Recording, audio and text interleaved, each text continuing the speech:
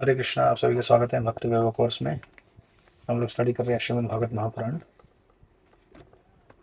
स्कंद number 3, अध्याय number 15। हम लोग लास्ट टाइम श्लोक नंबर 23 पे रुक गए थे।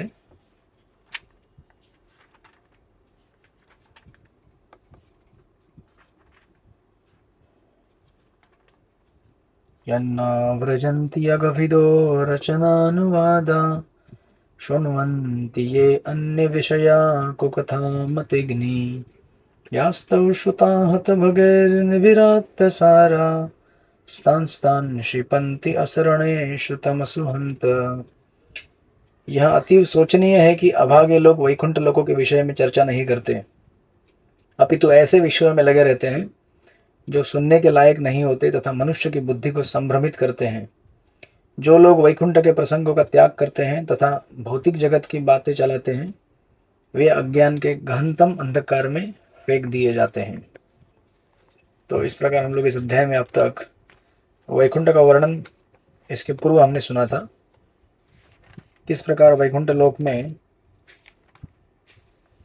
भगवान के भक्तों से लेकर अनेक अनेक जीव जो एक वनस्पति के रूप में है या फिर किसी पौधे के रूप में है, किस तरह निस्वार्थ भाव से भगवान की सेवा में लगे रहते हैं। और उस निस्वार्थ सेवा भाव के कुछ जीवंत सुंदर उदाहरण हमने देखे हैं, भृंग के रूप में और उसके तत्पश्चात तुलसी के रूप में और उसके बाद लक्ष्मी देवी के रूप में। किस प्रकार लक्ष्मी भगवान की अनंत समय के लिए सेवा में लगी रहती है और अपने हाथ में झाड़ू लेकर झाड़ू करती रहती है, राइट। तो श्लोक नंबर 22 तक ये वैकुंठ का वर्णन आया था, जिस वर्णन को सुनकर ब्रह्मा जी भी गदगद हो उठे और ब्रह्मा जी को लगा कि ऐसे कितने सारे अभागे जीव हैं जो वैकुंठ का इतना सुंदर वर्णन सुनने के तत्पश्चात भी वैकुंठ में प्रवेश करने की इच्छा नहीं करते, राइट। तो ये हमने वर्णन यहाँ श्लोक नंबर 22 तक सुना था कि किस प्रकार लक्ष्मियाँ उद्यानों में भगवान के भक्ति में लगे हुए हैं और भगवान अपने चित्र को जब वो उद्यान में देखते हैं तो ऐसा लगता है जैसे भगवान ने उनको स्पर्श किया है, राइट। श्रील विश्वनाथ ठाकुर उस प्रसंग में एक कमेंट देते हैं। वो कहते हैं जिस प्रकार किसी चीज़ को जब भगवान को भोग लगाते हैं तो वो महाप्रसाद बन जाता है, राइट। उसी प्रकार जब लक्ष्मी अपने रूप को जलाशय के पानी में अपना प्रतिबिंब देखती है, वो समझती है कि महाप्रसाद है। हरे कृष्ण। अपने आप को महाप्रसाद के रूप में देखती है। जनरली भौतिक जगत में हम लोग अपने आप को सजाने संवरने में लगे रहते हैं और हम लोग देखना चाहते हैं आईने में हम कैसे दिख रहे हैं। दिन 20-25 बार तो देख ही लेते होंगे नहीं, सुबह बाथरूम से जाने से लेकर रात को सोने तक, या रास्ते में कोई गाड़ी मिल जाए तो गाड़ी के कांच में। हरे कृष्ण, राइट। क्योंकि हम लोग अपने आप को देखना चाहते हैं, ये भौतिक जगत होता है। और जब हम भगवान को देखना चाहते हैं, दैट इज स्पिरिचुअल वर्ल्ड। जब अपने चित्र को भी देखती हैं लक्ष्मियाँ जल के अंदर, सोचती है कि ये भगवान के कृपा से इतना सुंदर लग रहा है, right. So that is the consciousness of Vaikuntha. और ब्रह्मा जी कहते हैं कि ऐसे सुंदर आध्यात्मिक जगत जहाँ ना कोई क्लेश है, ना कोई ईर्ष्या है। इस संसार में क्लेश का मुख्य कारण है ईर्ष्या, और ईर्ष्या का मुख्य कारण है इस जगत को भोगने की प्रोपेंसिटी। क्योंकि जब हम कंपटीशन करते हैं भोग करने के लिए तो हम सोचते हैं कि इसके पास ज़्यादा है, मेरे पास कम है, राइट, मुझे ज़्यादा मिलना चाहिए। इस प्रकार की स्पर्धा इस संसार में चलती है बिकॉज कंपटीशन है भोग करने के लिए। तो भोग करने की इच्छा ईर्ष्या को जन्म देती है, और ईर्ष्या में जो व्यक्ति रहता है वो कभी खुश नहीं रह सकता। इसलिए बोलते हैं ना वो कि ईर्ष्या, जलन बोलते हैं ना, हिंदी में क्या बोलते हैं, जलन।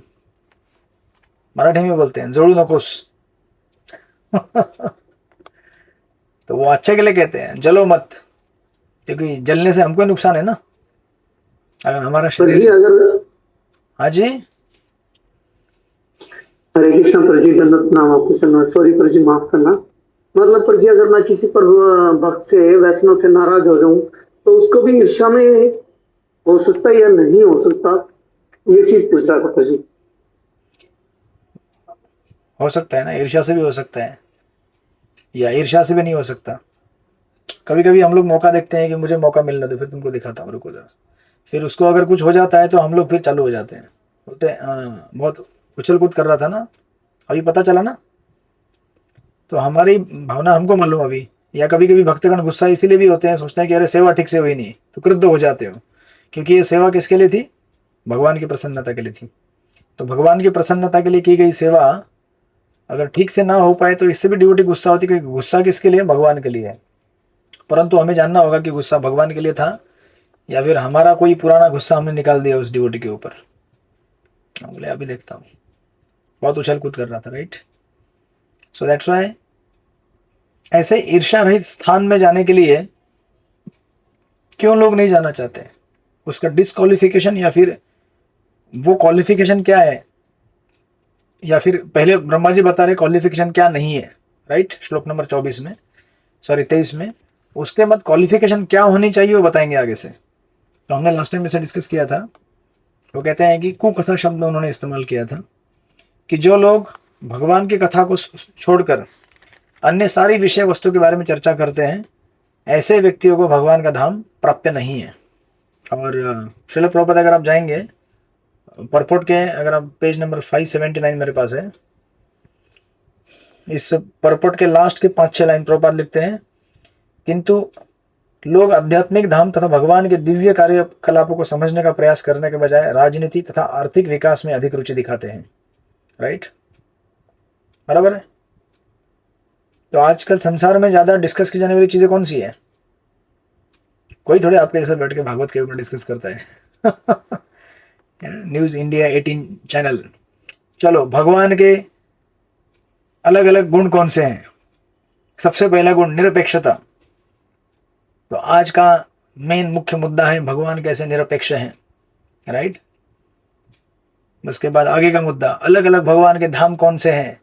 ब्रेकिंग न्यूज, नए धाम का डिस्कवरी हुआ है, राइट। नरसिंह लोक का पता चल गया है वैज्ञानिक लोगों को। तो कोई ऐसा डिस्कस होता है क्या? नहीं ना। They are more interested to discuss topics of politics and economic development. Proper आगे कहते हैं, वे इस जगत की जहां उन्हें कुछ वर्षों तक ही रहना है, स्थिति से संबंधित समस्याओं को हल करने के लिए अनेक अनेक सम्मेलनों, गोष्ठियों तथा चर्चाओं का आयोजन करते हैं, बराबर है। कितने मीटिंग होते हैं, कितनी चर्चाएं होती हैं, कितने कॉन्फ्रेंसेस होते हैं। आज पूरा दुनिया इसी से भरा पड़ा हुआ है, सुबह से लेकर रात तक। एक छोटे आदमी से लेकर बड़ा राजनेता इन्हीं सब चीजों के पीछे लगे रहते हैं कि कैसे हम इस दुनिया को बेहतर बनाएंगे, कैसे हम लोगों के लिए अच्छा से अच्छा, ज्यादा इंद्रिय तृप्ति का बेहतर बनाएंगे। मतलब वही, कैसे ज्यादा से ज्यादा इंद्रिय तृप्ति का साथ सामान इकट्ठा करेंगे, राइट। बेहतर बनाएंगे मतलब ये बेहतर नहीं, बेहतर कैसे बनेगा उन्हें पता ही नहीं है। बेहतर तब बनेगा जब ईर्ष्या समाप्त हो जाएगी, बेहतर तब बनेगा जब भोग करने की प्रवृत्ति नष्ट हो जाएगी, राइट। उसके बगैर जो संसार तो अच्छा हो ही नहीं सकता, आप कितने भी एफर्ट करो। तो श्रील प्रभुपाद कहते थे, यूनाइटेड नेशन पिछले 80-90-70 साल से काम कर रहे हैं, राइट, बट अभी तक उसको सक्सेस नहीं मिला। तो लोगों में एकता आने के बजाय क्या हो रहा है, दिन ब दिन अनेक अनेक राष्ट्रों के झंडे ही बढ़ते जा रहे हैं। अभी पाकिस्तान से अलग होकर बलूचिस्तान बन गया, राइट। पहले पाकिस्तान भारत में ही था, बांग्लादेश भारत में ही था, इवन नेपाल भी भारत में ही था, पूर्ण विश्व एक ही जगह पे था। धीरे धीरे धीरे धीरे सब बिखरते गए, क्योंकि जैसे लोगों में संसाधनों की इंद्रिय तृप्ति करने की इच्छा होगी, लेकिन इंद्रिय तृप्ति करने के लिए संसाधन बहुत कम है ना। तो संसाधन, रिसोर्सेस कम है, तो उसके लिए कंपटीशन। तो कंपटीशन मतलब मेरे टेरिटरी में मेरा जो सामान है मेरा है, वो आपका नहीं है। तो कोई बोलेगा नहीं वो हमारा है, मैंने कहा नहीं है, रुको अभी बंदूक चलाता हूँ, रुको, बस हो गया, वर्ल्ड वॉर चालू। तो भगवत गीता में इसका सिंपल दृष्टांत दिया गया है, ज्यादा कुछ समझने की भी जरूरत नहीं है। भोक्ताराम यत्नतपसाम सर्वलोक महेश्वरम सृहृदम सर्वभूतानाम ज्ञात्वा माम शांति मृच्छति। जो लोग एक ईश्वर को नहीं मानते हैं, जो सारी दुनिया का मालिक है, अभी कैसा हो रहा है, लोग मानते हैं ईश्वर को, लेकिन कैसा, मेरा ईश्वर तेरे ईश्वर से अलग है। हरे कृष्णा। राइट, मेरा ईश्वर अलग है, तेरा ईश्वर अलग है। तो क्रिश्चियन का अलग है, मुसलमान का अलग है, हिंदू का अलग है। तो इस प्रकार जब तक समन्वय नहीं होगा तब तक जगत में शांति आने की कोई संभावना नहीं है। और ये कारण है, प्रभुपाद जी यहाँ पे लिखते हैं कि लोग इस तरह से अनेक अनेक चीजों के चर्चा में लगे रहते हैं सुबह से लेकर रात तक, और उन्हें यह पता नहीं होता कि ये क्षणिक जीवन कुछ वर्षों तक का ही खेल है। राइट, कुछ वर्षों तक का मतलब क्या, कल देखा होगा ना आपने, बाढ़ आया करके उधर नेपाल में ऊपर, कुछ क्षण मतलब कुछ फ्यू सेकेंड्स, आपको आपका सामान इकट्ठा करने का समय भी नहीं मिलेगा। और ये हम लोग सोच रहे होंगे, हम लोग तो बॉम्बे में बैठे हैं, हमारे इधर थोड़ी फ्लड आता है, हमारे इधर कुछ भी नहीं आता है। तो आपके बाजू में समंदर देखा नहीं आप लोगों ने, सुनामी आया था तो आपको लगा हमारे इधर भी नहीं आएगा। अच्छा ठीक है, सुनामी नहीं आया था, कोरोना आया था आपके इधर। जब कोरोना आया था सबसे ज्यादा पीड़ित लोग कौन थे? सबसे ज्यादा पीड़ित लोग शहर वाले लोग थे, गांव वाले लोग ज्यादा पीड़ित नहीं थे। तो खैर, चाहे गांव हो या शहर हो, कुछ भी हो, जो व्यक्ति भौतिक जगत में, हर किसी को अनेक अनेक प्रकार से क्लेश सहन करना पड़ेगा, क्लेश मिलेगा उसे। तो जो लोग पहाड़ में रह रहे हैं उनका अलग क्लेश है, आप इधर रह रहे हैं आपका अलग क्लेश है। राइट, और जब एपिडेमिक आता है, आपने सुना होगा ना, 19वीं सेंचुरी में आया हुआ प्लेग या फिर फेमाइन, जब क्या कहते हैं उसे, सूखा, लाखों लोग, मिलियंस ऑफ पीपल डाई। ये तो अभी चलो 1000 लोग मर गए, लापता हो गए, बेपत्ता हो गए, लोग त्राहिमाम करते हैं। करना चाहिए, कष्ट है संसार के लिए, मनुष्य के लिए कष्ट है। एक किसी को कष्ट होता है तो हमें भी दुख होता है। राइट, परंतु ये दुख का निवारण कैसे हो सकता है, ये लोग अभी देखो कि इतना चर्चा होगा, वापस चर्चा, हर हर घटना के बाद चर्चा हो जाता है, दुनिया भर का चर्चा होगा, ये ऐसे हुआ वैसे हुआ, ये करना चाहिए था वो करना चाहिए था। लेकिन कोई भी ये चर्चा नहीं करेगा जिससे हमारा भौतिक अस्तित्व समाप्त हो जाए। राइट, ये जो चर्चा है, ये जो संघर्ष है, ये सारे संघर्षों को समाप्त कर देगा। और जब तक मनुष्य ये संघर्ष नहीं करना चाहता है तब तक बाकी संघर्ष समाप्त नहीं हो सकते। आप हजारों लाखों कॉन्फ्रेंस कीजिए, हजारों लाखों मीटिंग्स अटेंड कीजिए, कुछ नहीं पल्ले पड़ेगा आपके हाथ में। इसलिए प्रभुपाद जी वहां पे कहते हैं, किंतु वे वैकुंठ लोक की आध्यात्मिक स्थिति को समझने में रुचि नहीं दिखाते। यदि वे तनिक भी भाग्यशाली हुए तो वे भगवत धाम वापस जाने में रुचि दिखाते हैं, किंतु जब तक वे आध्यात्मिक जगत को समझ नहीं लेते वे इस भौतिक अंधकार में लगातार सड़ते रहेंगे। तो इसका मूल जो है, श्रील विश्वनाथ चंद्र ठाकुर, जैसे मैंने आपको कल कहा था, 3 चीजें कही थी, सॉरी, रघुनाथ दास गोस्वामी के मन शिक्षा में से, उसमें एक चीज मैंने कहा था पहले, असत वार्ता। असत वार्ता यानी कि प्रजल्प। राइट, प्रजल्प यानी कि सांसारिक बातें, और वो सारी बातें किससे प्रेरित रहती है कि हमको ज्यादा कैसे भोग मिल रहा है, उसको कैसे नहीं मिल रहा है। Right, the whole discussion is on मैं कैसे एंजॉय कर रहा हूं और वो कैसे तकलीफ में है, और मुझे कैसे सारा भोग मिलना चाहिए। राइट, वैसे कहते हैं असत वार्ता या फिर engagement in those things which lead to असत तृष्णा। असत तृष्णा यानी कि थर्स्ट फॉर मटेरियल एंजॉयमेंट। इस संसार के प्रति हमारी प्यास और भूख और बढ़ाने के लिए जो हम चर्चा करते हैं उसे कहते हैं असत वार्ता। तो अभी आपको क्या लगता है, जितने भी न्यूज चैनल देखते हैं आप, या कोई सिनेमा देखते हैं, कोई बुक पढ़ते हैं यहाँ वहाँ का, अभी एक जन हमारे दूसरे ग्रुप में किसी ने भेजा था क्लिप, एक इंटरव्यू वाला इंटरव्यू ले रहा था, आपका धर्म कौन सा है और आपका फेवरेट बुक कौन सा है। आपने सुना भी होगा शायद वो कहीं पे। तो वो पूछते थे आपका धर्म कौन सा है, वो कहते थे क्रिश्चियन। तो उसको पूछते थे तो आपका फेवरेट बुक कौन सा है, ठीक है, तो आंसर कुछ अलग ही दे दिया। उसके बाद एक मुस्लिम को पूछा आपका धर्म कौन सा है, आपका फेवरेट बुक कौन सा है, कुरान। तो फिर हिंदू को पूछा आपका फेवरेट बुक कौन सा है, आपका धर्म कौन सा है, हिंदू, आपका फेवरेट बुक कौन सा है, हैरी पॉटर। हरे कृष्णा। तो आज अभी जाइए ना, आप इंटरव्यू लेने जाइए मीरा रोड में, ठीक है, सृष्टिपति प्रभु स्टेशन पे जाइएगा, थोड़ा माइक लेके और पूछिएगा आपका धर्म कौन सा है और आपका फेवरेट बुक कौन सा है। 99% लोग उत्तर यही देंगे, संसारिक किताबों के नाम बताएंगे। हार्डली कोई बोलेगा कि मेरा फेवरेट तो भगवत गीता है, मेरा फेवरेट महाभारत है, मेरा फेवरेट रामायण है, राइट। तो अभी ये अवस्था रहेगी तो कैसे हमारा मुक्ति होगा संसार से, right. How is it possible to get liberated in such material consciousness, right. उसको रघुनाथ दत्त गोस्वामी कहते हैं असत वार्ता वेश्या। वेश्या यानी कि या विसृज्यमति सर्वस्य हरिणी, just like prostitute enamors the customer and strips away all of his hard earned money। जिस प्रकार वेश्या किसी का धन चुरा लेती है, उसी प्रकार ये अन्य विषय जो सांसारिक चीजें हैं ये हमारी बुद्धि को हर लेते हैं, राइट। तो जो भी व्यक्ति भगवान के धाम जाना चाहता है उसे ये कीमत चुकानी पड़ेगी। क्या चुकानी पड़ेगी? अपनी जो प्रोपेंसिटी है सांसारिक चीजों के बारे में डिस्कशन करने की, चर्चा करके उसमें से रस प्राप्त करने की, उसको हमें रोकना पड़ेगा, राइट। और जो इसे नहीं रोकना चाहते उनके लिए कठिन है भगवत धाम। ऐसे ही प्रजल पकड़ के कितना टाइम चला जाता है।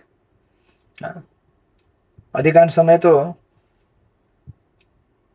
ये हमारा भौतिक जगत में पहले से ट्रेनिंग रहा है, आज नहीं। बचपन से लेकर स्कूल कॉलेज से लेकर घर परिवार से लेकर एकदम इस्कॉन के मंदिर के अंदर प्रवेश करने तक हमारा ट्रेनिंग वैसे ही चल रहा है। हालांकि कोशिश करते हैं इस्कॉन वाले कि आप आध्यात्मिक ट्रेनिंग लें, लेकिन जो पूर्व संस्कार हमारे इतने तगड़े हैं, राइट। इस प्रकार असत विषय के बारे में चर्चा करने से हमारे लिए कभी भी भगवत चेतना को विकसित करना संभव नहीं होगा। और of course then Srila Vishwanath ji Thakur इसको ऐड करते समय और एक सुंदर चीज कहते हैं, और प्रभुपाद ने भी दिया है उसको वहां पे परपोर्ट के एकदम बिगिनिंग में निर्विशेषवादियों के बारे में कहा है। तो आप बोलेंगे इसमें निर्विशेषवादियों का क्या है, राइट। पहली चीज, निर्विशेषवादी मतलब जो भगवान के आध्यात्मिक जगत में जो क्या बोलते हैं उसे, वैरायटी है, उसको मानते नहीं है। वो कहते हैं कि भगवान का जगत कैसे है, निर्विशेष है, उसमें कुछ वैरायटी नहीं, विशेषता नहीं है। और वो कहते हैं कि वो जगत कैसा है, निर्विशेष है। तो प्रभुपाद उसको काउंटर कर रहे हैं वहां पे। और प्रभुपाद जी कहते हैं ऐसे निर्विशेषवादी, तीसरी लाइन में, ऐसे निर्विशेषवादी सोचते हैं कि आध्यात्मिक जगत पूर्णतः शून्य है, अथवा दूसरे शब्दों में वहां कोई चित्र वैचित्र नहीं है। इस मनोवृत्ति को यहाँ पर कुकथा मतग्नि कहा गया, अयोग्य शब्द द्वारा मोहग्रस्त बुद्धि कहा गया है।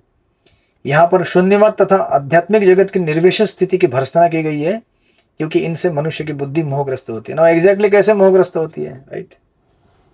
सो नाउ श्रील विश्वनाथ चक्रवर्ती ठाकुर जब अन्य विषया ये चीज कहते हैं ना, अन्य विषय मतलब ऐसी अनेक सांसारिक बातें जो भगवान के कथा से संबंधित नहीं है।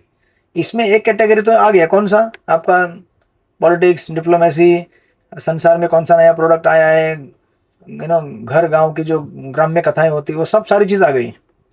पॉलिटिक्स, सिनेमा, मूवी, आज के जमाने में web series, Instagram, Facebook, YouTube, Hare Krishna. उसका अंत नहीं है, मतलब अनंत सागर बन चुका है वो। और ये अनंत सागर मतलब खाली क्या है, एक आइसबर्ग का खाली ऊपर का टिप है, उसके अंदर गहराई में जाएंगे तो और अनंत सागर मिलेगा।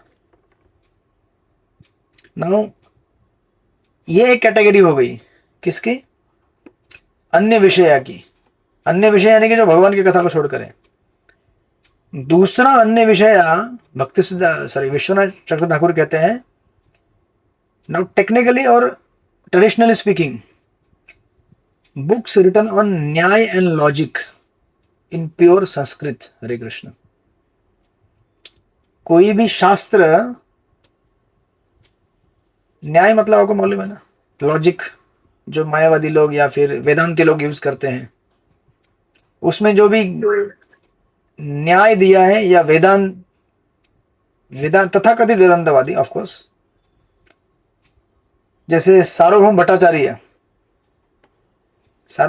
जब चैतन्य महाप्रभु को फर्स्ट टाइम मिले थे जगन्नाथपुरी में, तो उन्होंने कहा कि इतना यंग सन्यासी और इतनी कम उम्र में सन्यास लिया। और महाप्रभु जो जगन्नाथ को देख के फेंट हो गए।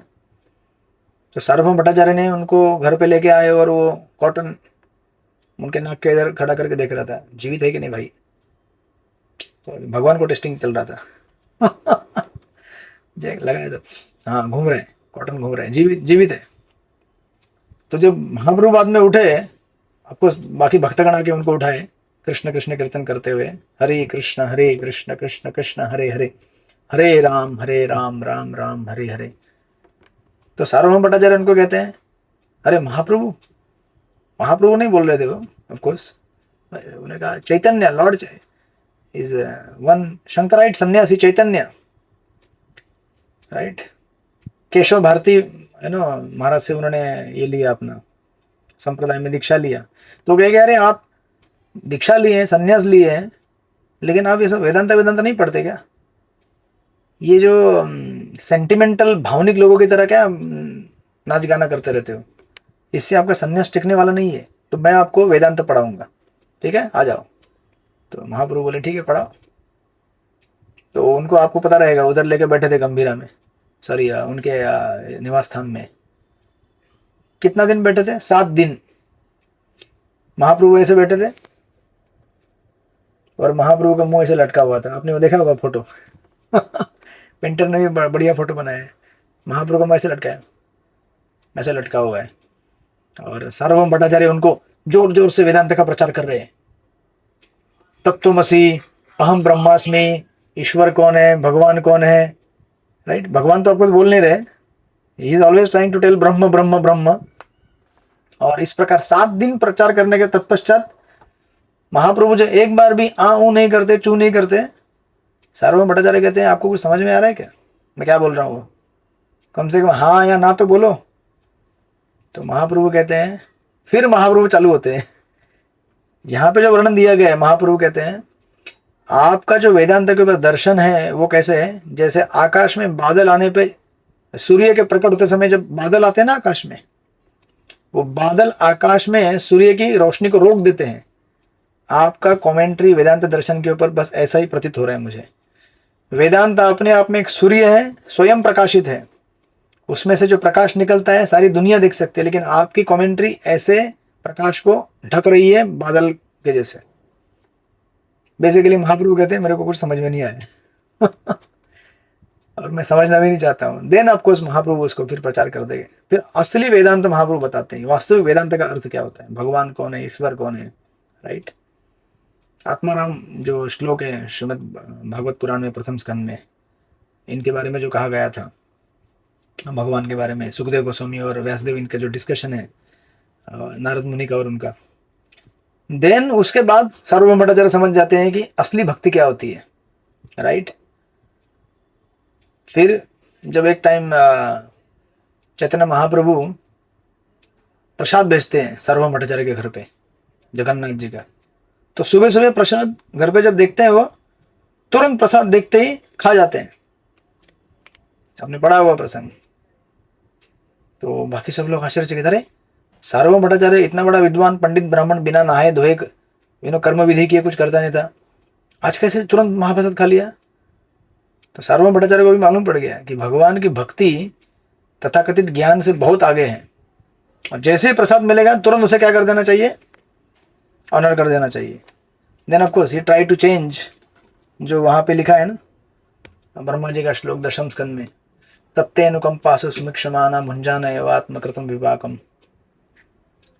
मुक्ति पदे से दाय भाग करके शब्द आता है वहां पे कि उसको मुक्ति मिल जाती है। सार्वभौम भट्टाचार्य कहते हैं उसको चेंज कर दो, मुक्ति पदे के जगह लिख दो भक्ति पदे। क्योंकि भक्ति का इतना जोरदार असर उनके ऊपर होता है, कहते हैं मुक्ति बंद कर दो, अभी मुक्ति नहीं चाहिए, भक्ति चाहिए हमको। ऑफकोर्स देन महाप्रभु कहते हैं कि you can not change Bhagavatam like this, right. But ये परिवर्तन होता है। और यहाँ पे विश्वनाथ ठाकुर कह रहे हैं कि अन्य विषय में ये दूसरी कैटेगरी आती है। एक पहली कैटेगरी है सांसारिक चीजें, दूसरी कैटेगरी है प्योर संस्कृत में लिखे हुए शास्त्र जो भगवान का गुणगान नहीं करते, व्याकरण, logic, grammar and so even ब्रह्मवाद तक भी। ये सारी चीजें क्या है? कुकथा। हरे कृष्णा। तो फिर हम बोलेंगे भाई हमारा स्टैंडर्ड किधर है?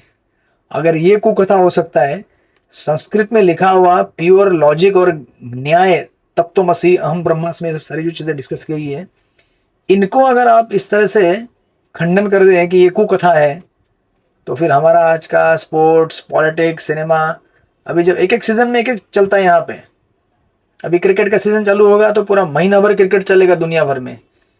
जब राजनीति लोगों का कुछ इलेक्शन होगा तो पूरा महीना भर इलेक्शन चलेगा। वैरायटी है ना चित्रलेखा माता जी। तभी लोग बोलते हैं हमको अभी बोर नहीं हो रहा है, मजा आ रहा है। अभी फ्लड आया है, एक हफ्ता तक फ्लड के गुणगान गाते रहेंगे, दुखी होते रहेंगे, रोते रहेंगे। मदद करने के लिए कोई जाएगा नहीं यहाँ से, राइट? ना कोई प्रार्थना करेगा, बस अपना खाली मीडिया में घुमाते रहो वीडियोज यहाँ से वहाँ। अरे भूकंप आ गया, देखो क्या हो गया, कितने लोग मर गए, राइट? इस तरह से अब हमारे स्टैंडर्ड के हिसाब से तो हम तो भाई कहीं के नहीं रहे। मतलब जो लोग प्योर ग्रामर संस्कृत का इस प्रकार जो लॉजिकली डिस्कस करते हैं उनको को कथा बोल दिया गया, तो हमारे लिए तो कोई मौका ही नहीं है अभी। हम मतलब कहाँ गिरे हुए हैं, किस इसमें पड़े हुए हैं कुकथा के सागर में। There is no end to that. इसलिए ये श्लोक बड़ा इंपॉर्टेंट श्लोक है, इसको आप लोग कॉपी पेस्ट करके दीवार पे चिपका दीजिएगा, हमेशा सामने रखिएगा। जब प्रजल्प करने की प्रोपेंसिटी आएगी तो इस श्लोक को देखने का, राइट? कि जिन लोगों को भगवान की कथा छोड़कर अन्य विषयों में रुचि आती है उन लोगों को भगवान के धाम में प्रवेश नहीं मिलेगा, भगवान की भक्ति में नहीं टिक सकते वो लोग, राइट? और ये सारी चीजें इनिशियली ऐसे स्टार्ट होती हैं। मतलब हमको ऐसा लगता है कि अरे सात्विक चीज तो डिस्कस कर रहे हैं ना, जैसे कोई कुकिंग की रेसिपी डिस्कस कर रहे हैं, या फिर किसी का घर में दीवार का वॉल में पेंटिंग देखते हैं, अरे भारी पेंटिंग है, कैसा पेंटिंग है ये पेंट कहाँ से लाया आपने? अच्छा सोफा, ये मटेरियल कौन सा है? फिर वहां से चालू होता है वो। ऐसा प्रजल्प कोई डायरेक्ट स्टार्ट नहीं होता है, बराबर ना अनुकंपा शक्ति माता जी? तो बोलते ये साड़ी किधर से लाया आपने? ओ आपको मालूम नहीं है क्या, नया एक ऑनलाइन आया है बेचने वाला? अच्छा कौन है वो? तो अभी उस दिन मैंने, हमारा दूसरा एक ग्रुप है, उनको मैंने बोला कि देखो आप लोग क्या करो, ऐसे रेडियो सुनो, ऐसे ऐसे रेडियो जो ऐसे रेडियो होते हैं ना, मैं बोला कि ऐसे रेडियो में कथा सुना करो, प्रभुपाद के लेक्चर लगा के करो और महाराज के। तो उन लोगों ने दिया एक लिस्ट अपना, बोले कि हाँ हमको चाहिए, हमको सुनना है, क्योंकि डिस्ट्रैक्शन लेस हियरिंग है, राइट? आज अगर आप मोबाइल में कुछ सुनना चाहते हैं तो हर 5-5 मिनट में एक नोटिफिकेशन आता रहता है, किसी का कॉल आया, किसी का ये आया वो आया, राइट? तो मैंने बोला कि आप ऐसा सुनो। तो एक माता जी थी, उसने एक दिन कहा लिस्ट पूरा आने के बाद, बोली नहीं नहीं मैं तो रोज सुनती हूँ। कौन सा? मैं बोला कौन सा सुनती हो आप? मैंने बोला रोज भागवतम क्लास सुनती हूँ टेम्पल का, तो मेरे लिए मत लाना। तो मैंने बोला देखो आप एक भागवतम क्लास सुनते हैं टेम्पल का, और देखिए हमारे लिए क्या है, हम लोग प्रोमिनेंटली शिल प्रभुपाद और अपने जो स्पिरिचुअल मास्टर्स हैं गुरु महाराज, उनके बारे में सुनना चाहते हैं। So you may here hundreds of Bhagavatam classes, ऐसा 100 भागवतम क्लास सुन सकते हैं आप, लेकिन आप उनकी तुलना एक प्रभुपाद के भागवतम से नहीं कर सकते। उनकी तुलना आप एक अपने गुरु महाराज ने दिए हुए भागवतम से नहीं कर सकते, राइट? जो उसे क्या बोलते हैं, प्रोमिनेंट शिक्षा गुरु, राइट? हमारे इस्कॉन में प्रोमिनेंट शिक्षा गुरु कौन है? शिल प्रभुपाद। और हमने जिनको भी एस्पायर किए हैं या फिर करते हैं, या हमें जो भी अच्छे लगते हैं सन्यासी जिनसे हम सुनते हैं, तो उनके कथा को हम रिप्लेस नहीं कर सकते दूसरी किसी कथा से। तो मैंने समझाया उनको कि भाई ये ऐसा नहीं है कि आपको मतलब सुन लिया आपने तो हो गया, मतलब नहीं, आपको स्पेसिफिकली सुनना है, specifically and specially you have to hear Srila Prabhupada and then his disciple जो आपको एस्पायर करते हैं, बाकी जो भी वैष्णवगण आपको है, but you can not bypass hearing Prabhupada, right? हम लोग उसको रिप्लेसमेंट नहीं दे सकते। शिला प्रभुपाद की किताब पढ़ना और उनके ग्रंथों को पढ़ना और उनके प्रवचन सुनना, इसको कोई ऑप्शन नहीं है, रिप्लेसमेंट नहीं है। आप भले हजारों करोड़ों दूसरे प्रवचन कितने भी सुन लो, राइट? बराबर है क्या नहीं सृष्टिपति प्रभु? अब मैंने आपको अगर 500 लेक्चर रिकॉर्ड बना के दे दिए, तो वो 500 लेक्चर क्या है, हम लोग डिस्कस करते हैं, क्या करते हैं हमको ही मालूम है कैसे करते हैं। प्रभुपाद जी का एक शब्द अगर आपके कान में एंटर कर गया तो हमारा जीवन बन जाता है उससे, राइट? सो इसीलिए भूलना नहीं चाहिए कि श्रवण बड़ा इंपॉर्टेंट है हमारे लिए, और ये श्लोक एक्चुअली श्रवण को इंगित करता है। और ये नहीं सुनेंगे हम लोग तो हमारे लिए संसार की चीज़ें हैं बहुत सारी पड़ी हुई हैं, और अधिकांश संसार की चीज़ें उनका श्रवण एकदम सॉफ्टली चालू होता है। ऐसा नहीं होता है कि कोई बोलता है कि मुझे बड़ा प्रजल्प करना है, राइट। आप कहीं भी जाओ ना, आप देखो एग्जाम्पल, आप क्लास के बाद ज़रा शांति से बैठ के सोच लेना कि हमने अगर कोई गलत चीज़ सुनी, बोली या फिर किसी को बोला तो उसका बिगिनिंग कैसे हुआ। उसका बिगिनिंग कैसे होता है, ऐसे ही चालू होता है, अरे सात्विक चीज़ के बारे में तो सुन रहा हूँ मैं, सात्विक चीज़ों के बारे में पढ़ रहा हूँ, डिस्कशन कर रहा हूँ। और ये धीरे धीरे क्या होता है, यही सात्विक चीज़ें, सोचो ना अगर कोई सात्विक चीज़ भी क्यों ना हो लेकिन उसके अंदर प्रकृति के 3 गुणों का कंटेमिनेशन तो है ना, रजस तमस और सत्व। ये रजोगुण तमोगुण सत्वगुण हमको तो कंटेमिनेट कर ही रहा है ना। फिर हमको लगता है कि अरे मैंने तो ऐसा कुछ किया नहीं था गलत, फिर मेरे अंदर ऐसे विचार कैसे आ गए, इतनी सारी भयंकर ईर्ष्या की भावना, काम भावना, क्रोध भावना कैसे आ गई। नहीं, आप अपने पड़ोसी के साथ भी अगर मिल के अच्छा 1 घंटा सात्विक चीज़ के बारे में बात करें, लेकिन वो अगर आध्यात्मिक नहीं है तो आपको धीरे धीरे धीरे पहले सात्विक होती है, फिर धीरे धीरे राजसिक हो जाएगी, और धीरे धीरे अंतिम में क्या बन जाएगी, वो तामसिक बन जाएगी, राइट। इसीलिए हमको स्पेशली इन सारी चीज़ों में एक्स्ट्रा केयरफुल रहना चाहिए, राइट। तो इवन दो ये सिंपल चीज़ें ये लोग बात करेंगे, बट आपको भूलना नहीं चाहिए कि प्रकृति के 3 गुणों से टोटली क्या है, कंटामिनेटेड है। और ऐसा कंटामिनेटेड कॉन्शियसनेस, अब सोचो ना, उदाहरण के लिए श्रीमद् भागवत में 2 उदाहरण है, और कभी कभी इन उदाहरणों को आप कभी भी ऐसा समझो ये तो बहुत एक्सट्रीम है। नहीं, एक्सट्रीम नहीं, उसकी शुरुआत कैसे हुई थी, सिंपल से हुई थी। जैसे भरत महाराज का उदाहरण लीजिए, पंचम स्कंद में भरत महाराज का उदाहरण है। वो थोड़ी कौन सा पाप करने के लिए गए थे, भरत महाराज ने क्या किया था, हिरण को ही बचाने गए थे ना, जो कि अपने आप में एक सात्विक क्रिया है। बट अभी देखिए आप क्या होता है, सात्विक क्रिया किसमें परिवर्तित हो गई अंत में, कंप्लीट राजसिक, और अंत में तामसिक। पहले सात्विक क्रिया थी, मतलब भौतिक जगत का सत्वगुण भी इतना डेंजरस रहता है, जरा सोचो। तो अभी रजस और तमस का तो छोड़ ही दीजिए डिस्कशन। भरत महाराज इतने प्रेम से बचाने गए उसको, लेकिन उस सत्वगुण से नीचे गिर के रजोगुण में आ गए, आसक्त हो गए हिरण से, और फिर अल्टीमेटली शरीर छोड़ते समय उनको हिरण का स्मरण हुआ तो उन्हें किसका शरीर लेना पड़ा, हिरण का शरीर लेना पड़ा। मनुष्य योनि से पशु योनि में चले गए। मतलब बिगिनिंग कैसा था, इट वॉज ए वेरी सात्विक बिगिनिंग, एंड किस में हुआ, तामसिक, राजसिक।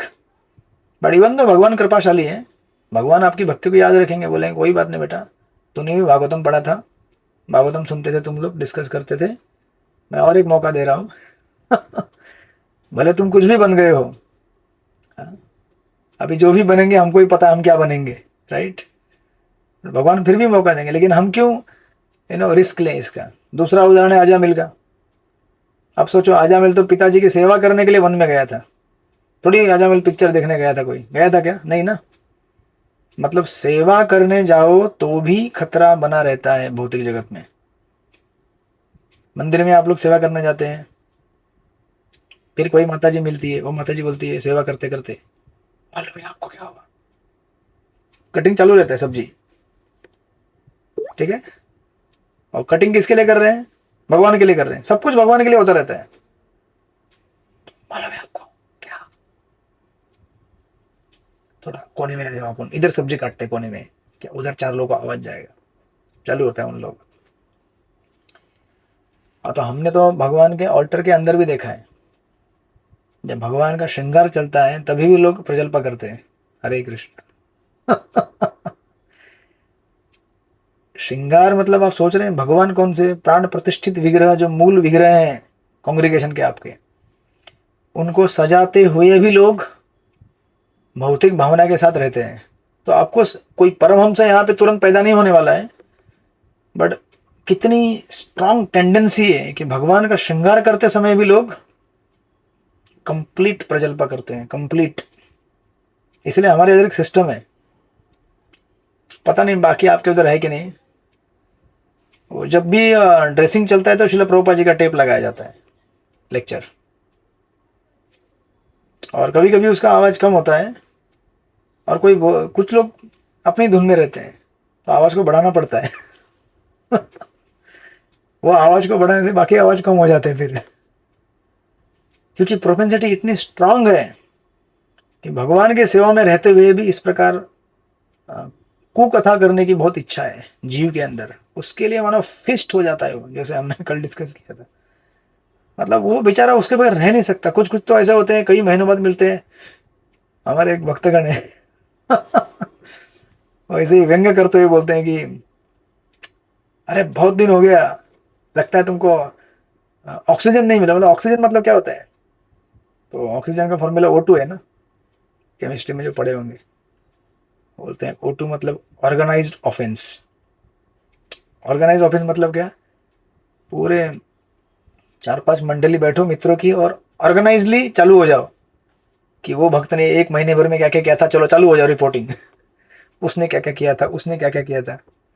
तो ऐसे कभी कभी बोलते हैं, अगर ऐसे किसी मंडली मिली तो बोलते हैं O2 ले रहे, ऑक्सीजन ले रहे वो लोग। बेचारे बद्ध जीव 1 महीने से ऑक्सीजन नहीं लिया था, बिना ऑक्सीजन के तड़प रहे थे। अभी ऑक्सीजन मिल रहा है तो फिर अभी जान में जान आ जाती है उनकी, right. So that's why we have to be extremely careful. और केयरफुल नहीं रहेंगे तो ये तथाकथित सत्वगुण धीरे धीरे राजसिक बनेगा, राजसिक तामसिक बनेगा, राइट। इस तरह से अब कुछ भी चीज लीजिए, हर जगह ऐसी स्थिति है। चाहे सिंपल न्यूज आप देख रहे हो टेलीविजन में, कई बार लोग कहते हैं सिंपल तो न्यूज बता रहे हैं, अच्छी तो न्यूज बता रहे हैं, उसमें क्या है? अरे भाई, न्यूज बताने वाला आदमी, उसकी चेतना, उसके मन में क्या है, वो सारा आपको अफेक्ट करेगा। जैसे प्रसाद आप लोग लेते हैं ना, मतलब फूड किसी ने भी बनाया हो खाना, ऐसे चलता नहीं ना, क्योंकि जो व्यक्ति जैसे बनाएगा उसके भाव और उसके विचार, उसके गुण उसमें चले जाएंगे। उसी प्रकार कोई भी व्यक्ति कैसा भी शब्द कह रहा हो, चाहे भगवान की कथा ही क्यों ना कह रहा हो, लेकिन अगर उसके मति में अगर भगवान से प्रेम करने की इच्छा नहीं है तो वो भौतिक मति हमारे अंदर आ जाएगी। तो कोई टीवी में न्यूज़ बता रहा है, कोई कुछ मोटिवेशनल वीडियो रहता है, कोई क्या रहता है, बहुत कुछ संसार में रहता है, राइट।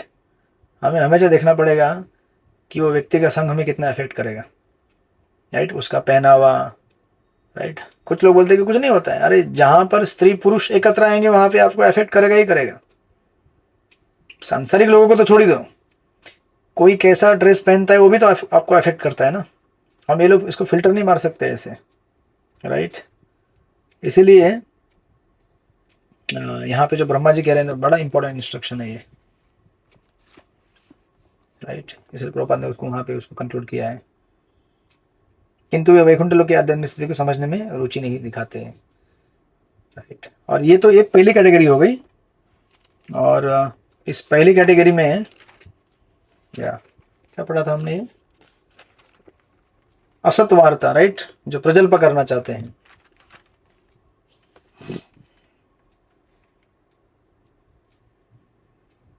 और इस असत वार्ता में 2 लोगों का यहाँ पे वर्णन दिया गया था।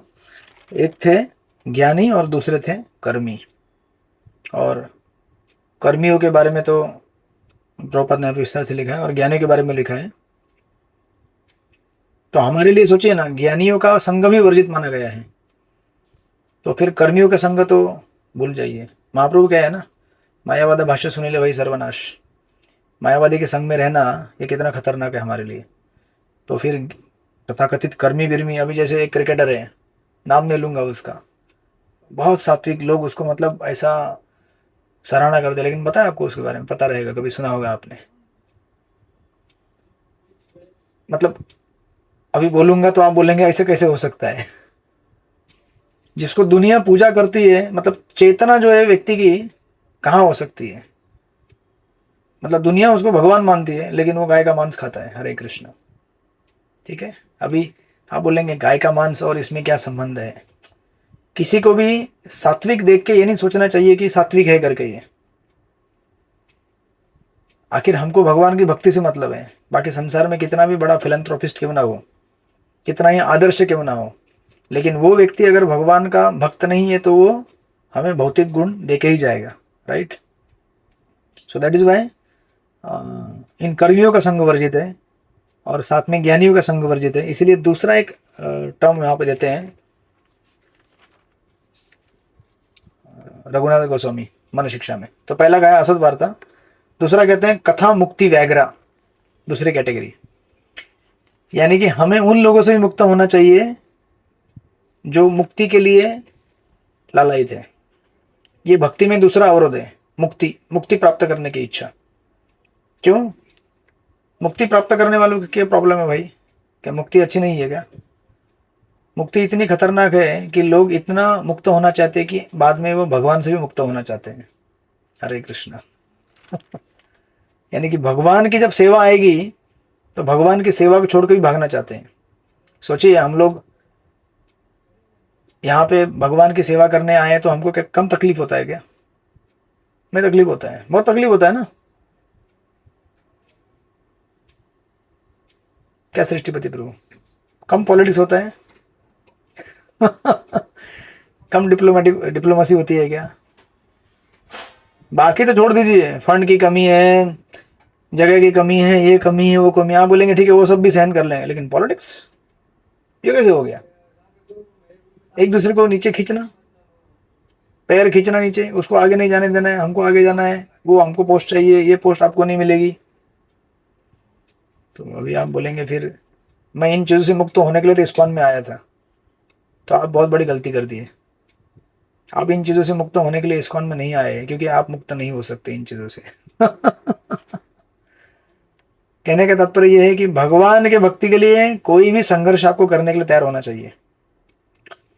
हम लोग यहाँ पे मुक्ति के लिए नहीं आए हैं, यहाँ पे हम लोग भक्ति के लिए आए हैं। और भक्ति मतलब तकलीफ उठाना, भक्ति मतलब कष्ट उठाना भगवान की सेवा में। अभी आप लोग फंड कलेक्शन कर रहे हैं ना प्रसन्न किशोर माता जी, क्या कम कष्ट होता है क्या फंड कलेक्शन करना? छोटे छोटे जो सेंटर्स चल रही हैं महाराष्ट्र में, यहाँ वहाँ, बड़े मंदिर तो बड़े मंदिर है शहर में, कोई बड़ा आदमी आ गया, चलो भाई 1 करोड़ रुपया ले लो, खत्म बात। लेकिन छोटे छोटे शहर में जो सेंटर्स चलते हैं, बड़ा संघर्ष होता है। हम लोग यहाँ पे जो भोपला कद्दू को गाली देते हैं, उधर उनके लिए फीस्ट है वो, नहीं है बोलो खाली। स्वीट में अगर बूंदी मिले तो भी उनके लिए फीस्ट है। हम लोग यहाँ बोलते हैं बटर हलवा क्यों नहीं दिया? बटर गिरता रहना चाहिए वहां से पानी की तरह, ऐसे हलवा खिलाओ। तो अभी अगर कोई व्यक्ति मुक्ति पाना चाहता है तो फिर वो यहाँ पे आके बहुत बड़ा गलती कर दी है इस्कॉन में। वो यहाँ पे मुक्त नहीं हो पाएगा, क्योंकि हम लोग मुक्ति पाने के लिए नहीं आए हैं, हम लोग यहाँ पे सेवा के लिए आए हैं। इसलिए रघुनाथ दास गोस्वामी कहते हैं कि जो व्यक्ति मुक्ति की अभिलाषा से भक्ति में आया है, आई एम सॉरी, आपके लिए बहुत बड़ा तकलीफ है, आप टिक नहीं पाओगे यहाँ पे, राइट? क्योंकि ये जगह मुक्ति के लिए नहीं है, ये भक्ति के लिए है, राइट?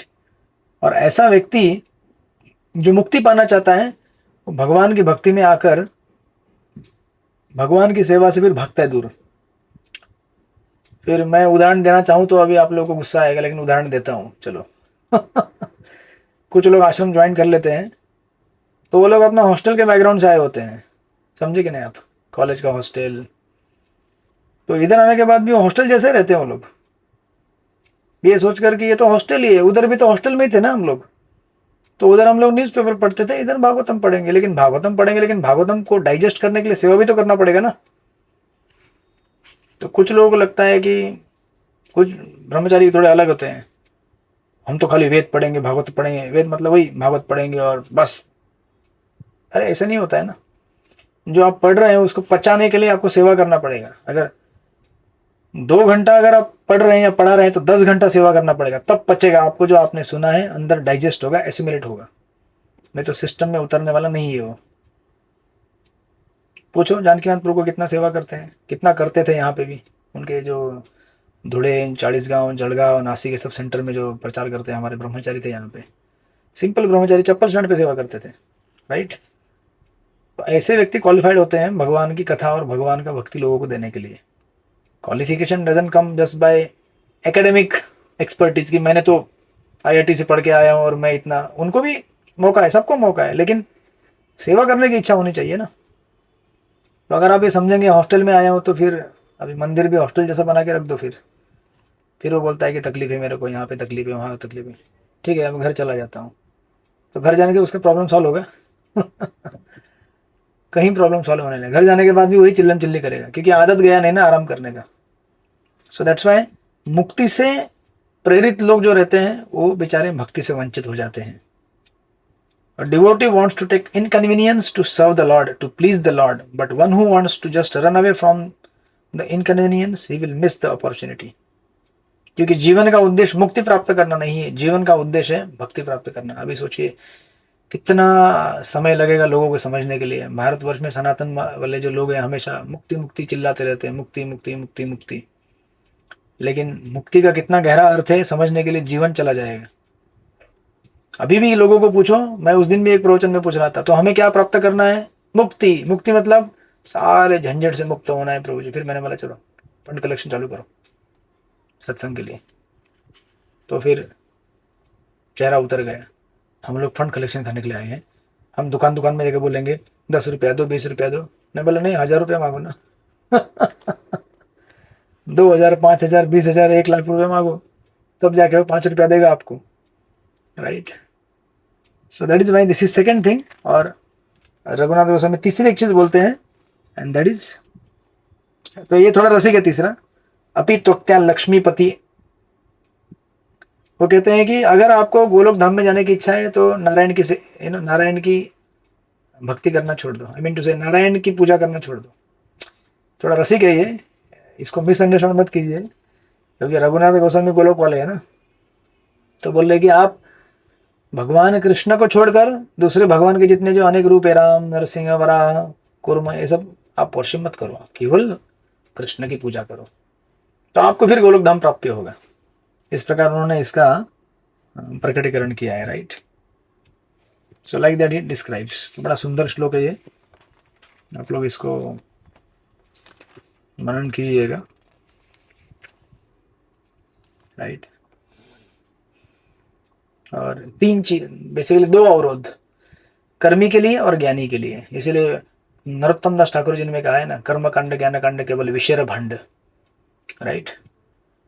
जो संसारिक कर्मी है वो भी क्या है? विष का बर्तन है। और ज्ञान कांड तो अपने आप में है ही है, क्योंकि वो आपको मुक्ति दिलाने की कोशिश करता है, भगवान की भक्ति से भी मुक्त करने की कोशिश करता है। और बाकी तो आज के ज़माने में बात ही मत करो, जिस प्रकार के लोग जी रहे हैं, मतलब ये पहले टाइम में एक कोई डिज़ायर या कोई एक व्यक्ति से मिलते थे लोग, आज अभी इंटरनेट में तो बाप रे हजारों लाखों लोगों से इंटरेक्ट एक टाइम पे, राइट। और जितने भी भौतिक इच्छाएं, उन सारी चीज़ों का हब बन गया, वो कैपिटल, राजधानी बन गया है। तो फिर अभी कितना बचना पड़ेगा हमको, ये हमको ही समझना है, राइट। इस तरह से कुकथा का इतना गहरा हमारे ऊपर असर है। एंड देन वो कहते हैं फिर आगे 24वें श्लोक में, तो अभी ये तो बताया डिस्क्वालिफिकेशन 23वें श्लोक में, क्वालिफिकेशन क्या होना चाहिए भाई, तो बताते 24वें श्लोक पढ़िए, श्रेष्ठपति 24th वर्ष। हरे कृष्ण प्रभु जी, दंडवत प्रणाम। ये अभ्यर्थितामपि च नो नृगतिं प्रपन्ना चित्तं च तत्त्वविषयं सह धर्मं यत्र नाराधनं भागवतो वितरन्त्यामुच्य सम्मोहिता विदितया बत मायया ते। ब्रह्मा जी ने कहा, हे प्रिय देवताओं, मनुष्य जीवन इतना महत्वपूर्ण है कि हमें भी ऐसे जीवन को पाने की इच्छा होती है, क्योंकि मनुष्य रूप में पूर्ण धार्मिक सत्य तथा ज्ञान प्राप्त किया जा सकता है। यदि इस मनुष्य जीवन में कोई व्यक्ति भगवान तथा उनके धाम को नहीं समझ पाता, तो ये समझना होगा कि वो बाह्य प्रकृति के प्रभाव से अत्यधिक ग्रस्त है। हरे कृष्ण प्रभु जी, धन्यवाद। यस, तो ब्रह्मा जी कह रहे हैं कि देखो, इस वैकुंठ में जाने की इच्छा और वहां जाने के लिए जो मनुष्य जन्म में भक्ति करने का मौका मिलता है, वो हम भी चाहते हैं, राइट। हमें भी मुश्किल है मिलना, तो फिर मनुष्य के लिए कितना बड़ा मौका है, सोचिए जरा, मनुष्य जीवन कितना इंपॉर्टेंट है, क्योंकि मनुष्य रूप में पूर्ण धार्मिक सत्य तथा ज्ञान प्राप्त किया जा सकता है, राइट। और प्रभुपाद जी उस परपड़ में लिखते हैं, एकदम बीचों बीच अगर जाएंगे, प्रभुपाद जी ने लिखा है, क्योंकि यह विशेष रूप से उसी जीव के लिए होता है जो दिव्य ज्ञान तथा धार्मिक सिद्धि प्राप्त कर सके। और बड़ा ही फ्राइटनिंग, डराने वाला स्टेटमेंट प्रभुपाद का, एक जीवन में भगवत धाम वापस जाना संभव नहीं है, ठीक है। किंतु कम से कम मनुष्य जीवन में जीव को जीवन लक्ष्य को समझकर कृष्ण भावनामृत शुरू कर देना चाहिए। कहा जाता है कि मनुष्य जीवन महान वरदान है, और वो 11वें स्कंद का कोटेशन है, नृदय माध्यम सुलभम सुदुर्लभम प्लवम सुखम गुरुकर्ण धारम मयानुकूल नमस्य तेरितम पुमान भाव दिन न तरेत सात्मा। वो श्लोक आपने पढ़ा होगा, 11वें स्कंद में उद्धव गीता में आता है वो, कि मनुष्य जीवन एक सर्वोत्तम नाव के समान है, राइट। और वो नाव इस भवरूपी सागर को पार करने के लिए बना हुआ है। इसमें कैप्टन कौन है? गुरु है। इसमें जो फेवरेबल विंड है, जो हवा बोट को आगे लेके जाती, वो है वैदिक शास्त्र। इस प्रकार अगर उनका हम उपयोग करके भगवान को धाम को प्राप्त करने की कोशिश करेंगे तो हम भाग्यशाली जीव है, अदरवाइज हम लोग अभागे हैं और आत्महत्या कर रहे हैं, ऐसे करके ब्रह्मा जी कहते हैं, राइट। एंड देन इस क्वालिफिकेशन को अभी उन्होंने कहा कि भक्ति करना चाहिए, भगवान की भक्ति करने से क्वालिफिकेशन को प्राप्त होगी। फिर आगे कहते हैं 25वें श्लोक में, पढ़िए श्रृंगारती माता जी। हरे कृष्णा प्रभु जी, दंडवत प्रणाम। यच्च व्रजन्ति निमिषाम ऋषभ अनुवृत्या दूरे यमाहि उपरि न स्पृहय शिला भर्तु मिथ सुयशस कथन अनुराग वैक्लव्य बाष्प कलया पुलकीकृत अंगा। आनंद भाव में जिन व्यक्तियों के शारीरिक लक्षण परिवर्तित होते हैं और जो भगवान की महिमा का श्रवण करने पर गहरी गहरी सांस लेने लगते हैं तथा प्रस्वेदित होते हैं, वे भगवत धाम को जाते हैं। भले ही वे ध्यान तथा अन्य अनुष्ठानों की तनिक भी परवाह न करते हो। भगवत धाम भौतिक ब्रह्मांडों के ऊपर है और ब्रह्मा तथा अन्य देवता गण तक इसकी इच्छा करते हैं। हरे कृष्ण। यस, अभी जिसको ऐसा हो रहा है वो भगवत धाम जाएगा, ठीक है। किसको किसको ऐसा हो रहा है? आंखों से आंसू आ रहे हैं, पुलक अश्रु निकल रहा है, रोमांच खड़ा हो रहा है शरीर पे, गहरी गहरी सांस हो रही है किसी को हो रहा है? हो सकता है किसी की सांस रुक गई हो, क्योंकि क्लास अभी और आधा घंटा चलने वाला है। बोले कि हमारी सांस भारी हो गई प्रभु जी, क्लास और चलने वाली है क्या? राइट। तो ये यहाँ जो लक्षण दिया है 25वें श्लोक में, इसका अर्थ ये है कि जो व्यक्ति भगवान की भक्ति करने से, साधक जब साध्य रूप में पूर्ण भक्ति को परफेक्ट करेगा तब लक्षण प्रकट होंगे, तब वो भगवान के धाम में एंट्री कर सकता है। और फिर वो अष्टांग योग के जो यम नियम आसन या फिर कर्म योग की जो विधि है उनकी तरफ उनको कुछ आकर्षण नहीं रहता। जैसे यहाँ पे कहा है ना, दूरे यमा ही अपरि न स्पृहणीय शीला, तो फर्क नहीं पड़ता उसको, सारी विधियों को नकार देता है वो। और प्रभुपाद ने परपट में 26 प्रकार के वैष्णव के गुण दिए हैं, आप पढ़ लीजिएगा बाद में विस्तार से, 26 क्वालिटीज ऑफ वैष्णव। और आगे जाकर प्रभुपाद ने यह भी बताया है कि इन 26 गुणों को डेवलप करने के लिए भगवान का नाम कीर्तन करना होता है। हरे कृष्ण कृष्ण कृष्ण हरे हरे, हरे राम राम राम हरे हरे। और उन 26 गुणों को डेवलप करने के लिए नाम संकीर्तन करते समय नाम अपराध भी टालना होता है। उसके लिए 10 प्रकार के नाम अपराध भी प्रभुपाद ने लिखा के दिए तात्पर्य में। हरे कृष्ण। प्रभुपाद का एक परपट अपने आप में परिपूर्ण होता है। एक परपट पढ़ लीजिए, जीवन सिद्धि का पूर्ण सूत्र 2 पन्नों में मिल जाएगा आपको। तो 10 नाम अपराध भी वहां पे दिए हैं, वो भी पढ़ लीजिएगा आप लोग, राइट। और प्रभुपाद जी लास्ट में कहते हैं, लास्ट के पैराग्राफ में, जब मनुष्य भगवत नाम का कीर्तन करते समय इन 10 अपराधों से मुक्त हो जाता है तो उसके शारीरिक भाव लक्षण उत्पन्न होते हैं, जो पुलकाश्रु कहते हैं। पुलक का अर्थ है सुख का लक्षण तथा अश्रु का अर्थ है आंखों में आंसू। जिस व्यक्ति ने पवित्र नाम का कीर्तन निरापराध भाव से किया हो उसमें सुख तथा अश्रु के लक्षण प्रकट होने चाहिए। अभी नहीं हो रहे मतलब हमारी तरफ से अपराध हो रहा है हमारे नाम जाप में, राइट। इस श्लोक में बताया गया है कि जिन लोगों ने भगवान की महिमा के कीर्तन द्वारा सुख तथा अश्रु के लक्षण वास्तव में विकसित कर लिए हैं वे भगवत धाम में प्रवेश करने के पात्र हैं। So this is the qualification. तो पहला डिसक्वालिफिकेशन वहां पे बताया था और यहाँ पे क्वालिफिकेशन बताया है। 23वें श्लोक में डिसक्वालिफिकेशन बताया कि क्या योग्यता नहीं है, कुकथा, और यहाँ पे भगवान की कथा, राइट। लेकिन प्रभुपाद इतने मर्सीफुल है, इस परपट को एंड करते समय क्या बोलते देखिए। शायद हम लोग इतना सुन के अभी चक्कर खा गए होंगे कि अरे बाप रे, हम लोग इतने साल हो गए, हम लोग भगवान का नाम जाप रहे हैं, हमको कोई तो एक्सट्रेस नहीं आ रहा है, हम लोग तो शायद बहुत बड़ा अपराध कर रहे हैं। तो महाप्रभु लास्ट में श्रील प्रभुपाद कहते हैं चैतन्य चरितमृत आदि लीला 8.31 में कहा गया, यदि कोई श्री चैतन्य महाप्रभु की शरण ग्रहण करता है और केवल भगवत नाम हरे कृष्ण का कीर्तन करता है तो वह सारे अपराधों से मुक्त हो जाएगा। क्योंकि जीव इतना बेचारा दुखी है इस संसार में कि वो अपराध भी नहीं टाल सकता। तो अभी अपराध भी नहीं डाल सकता तो क्या करेंगे हम लोग? हमको सिंपल विधि दिया गया कि भाई बैठ बैठ के नाम उच्चारण करो। हम नाम उच्चारण करने में भी अपराध कर बैठते हैं, और उसमें प्रमुख अपराध क्या है? ऐसे भक्तों की निंदा करना जो भगवान के प्रचार में लगे हुए हैं। मतलब बेसिकली ये किससे कनेक्ट करता है? आपके पिछले वाले श्लोक से, 23 नंबर से, कुकथा, राइट। तो ये हमारे अंदर वृत्ति जाती ही नहीं है, कितना भी करो कुछ ना कुछ तो किसी भक्त के बारे में बोल के रख देंगे पूरे दिन भर में। अब याद कीजिए, आज दिन भर में किसी के बारे में कुछ बोला नहीं आपने, बोलिए।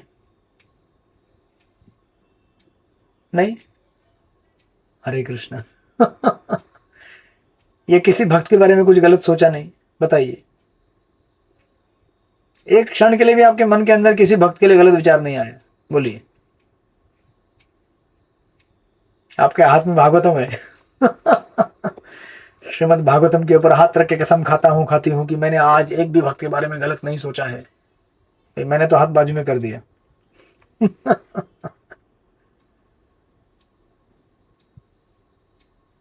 आप सोच लो, नहीं हुआ ऐसा?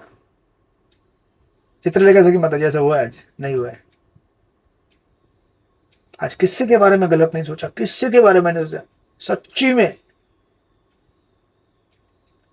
अच्छा, सबके बारे में केवल अच्छा ही सोचा। अच्छा, एक जन के लिए भी अच्छा सोचा क्या? एक जन के लिए भी, एक व्यक्ति के लिए, एक भक्त के लिए अच्छा सोचा क्या हमने? आज सब गलत नहीं सोचा, ठीक है, चलो अच्छा सोचा क्या हमने?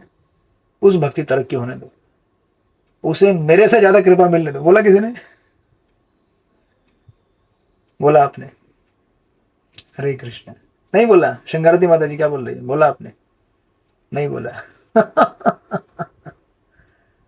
अरे तो मुझे ऐसा नहीं बोला कि तरक्की होने दो यार, पर अच्छा सोचा। अच्छा सोचा।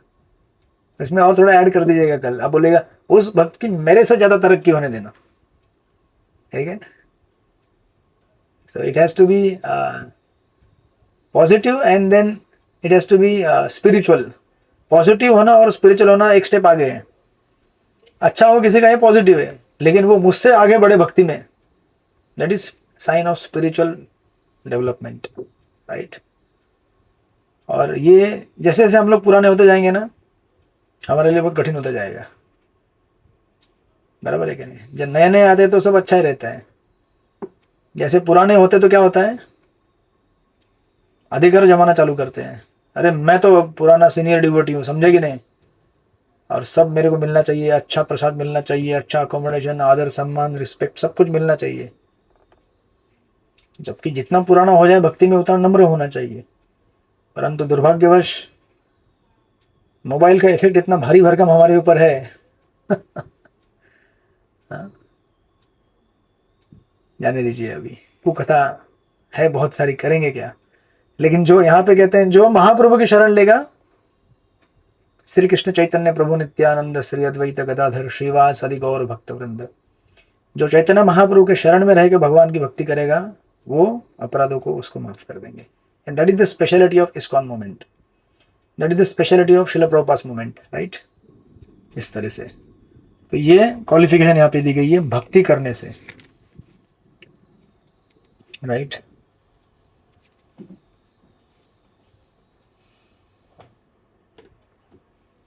देन आगे वो कहते हैं 26वें श्लोक में, राइट। तो अभी क्या हुआ?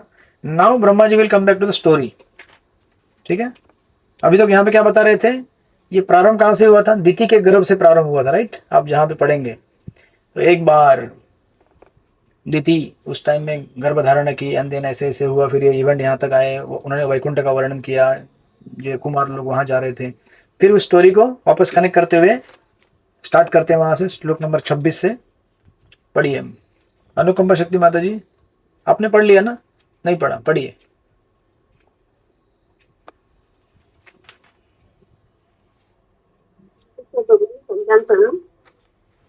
तद्वेष्वगोर्वधिकृतं न भुवनेकवन्द्यं दिव्यं विचित्रविबुधार्घ्यविमानशोचिः आपुः परामुदमपूर्वमुपेत्य योग माया बलेन मुनयः सदतो विकुंठम्। इस तरह सनक, सनातन, सनंदन तथा सनत कुमार नामक महर्षियों ने अपने योग बल से आध्यात्मिक जगत के उपरयुक्त वैकुंठ में पहुंचकर अभूतपूर्व सुख का अनुभव किया। उन्होंने पाया कि आध्यात्मिक आकाश अत्यधिक अलंकृत विमानों से, जो वैकुंठ के सर्वश्रेष्ठ भक्तों द्वारा चालित थे, प्रकाशित था और भगवान द्वारा अधिकृत था। हरे कृष्ण प्रभु Yes. जी। तो ये चतुष कुमार वैकुंठ में पहुंच गए ऐसे, और वैकुंठ का उन्होंने अनुभव किया। तो ऑफकोर्स श्रील विश्वनाथ ठाकुर और हमारे बाकी आचार्य इसको कमेंट्री देते समय कहते हैं, प्रभुपाद ने यहाँ पे कहा है कि वो अपने योग बल से आध्यात्मिक जगत में पहुंच गए। विश्वनाथ ठाकुर कहते हैं भगवान की योगमाया शक्ति से वो पहुंच गए। दूसरी चीज, अभी हमने पिछले श्लोक में पढ़ा कि जो इस प्रकार भक्ति करता है वो वैकुंठ में पहुंच जाता है, राइट। तो आपका प्रश्न आएगा कि चतुष कुमार ये कैसे पहुंच गए वहां पे, राइट। क्योंकि इनका भक्ति तो परिपूर्ण नहीं हुआ था, ये तो ज्ञानी थे, ये कैसे पहुंच गए भाई वैकुंठ में, ये प्रश्न आना चाहिए। तो इस प्रश्न का उत्तर देते समय चक्रवर्तीपाद कहते हैं, in Purana and other scriptures one hears the momentary appearance of demons in spiritual world. कभी कभी आपने सुना होगा ना कि असुर कोई अटैक कर दिया, या फिर कोई ज्ञानी, इवन आप देखेंगे दुर्वास मुनि भी वैकुंठ पहुंच गए थे, बराबर है, नारायण के पास। ये नवम स्कंद में आपकी कथा आएगी। लेकिन आप देखेंगे दुर्वास मुनि की कथा में विचित्र चीज है वो बोलने के लिए, नाम है वैकुंठ, प्रवेश किया था वैकुंठ में, लेकिन सबसे ज्यादा कुंठ उनको ही था। हरे कृष्ण। क्योंकि क्यों भाग रहे थे वो, पीछे चक्र पड़ा था ना, सुदर्शन चक्र। तो एक्चुअली वैकुंठ में जाने के, वैकुंठ का व्याख्या क्या है, जहां पे कुंठ नहीं है। कुंठ मतलब एंजाइटी, चिंता, जहां पे चिंता नहीं है, एंजाइटी नहीं, उसे कहते हैं वैकुंठ। तो दुर्वास मुनि वैकुंठ में गए, लेकिन उनका कुंठ खत्म नहीं हुआ और उल्टा बढ़ रहा था। जब नारायण ने बोला कि भैया माफ कर दो, मैं कुछ नहीं कर सकता आपके लिए, क्षमा करो, तो उनका कुंठ और बढ़ गया। इसका कहने का अर्थ ये है कि एक्चुअली दुर्वास मुनि हो या बाकी जितने भी उदाहरण हो, राइट, वो जितनी गति से वैकुंठ में प्रवेश करते हैं उतनी तेज गति से वैकुंठ के बाहर भी आ गए। यानी कि वहां रुक नहीं पाए वो, जितना तेज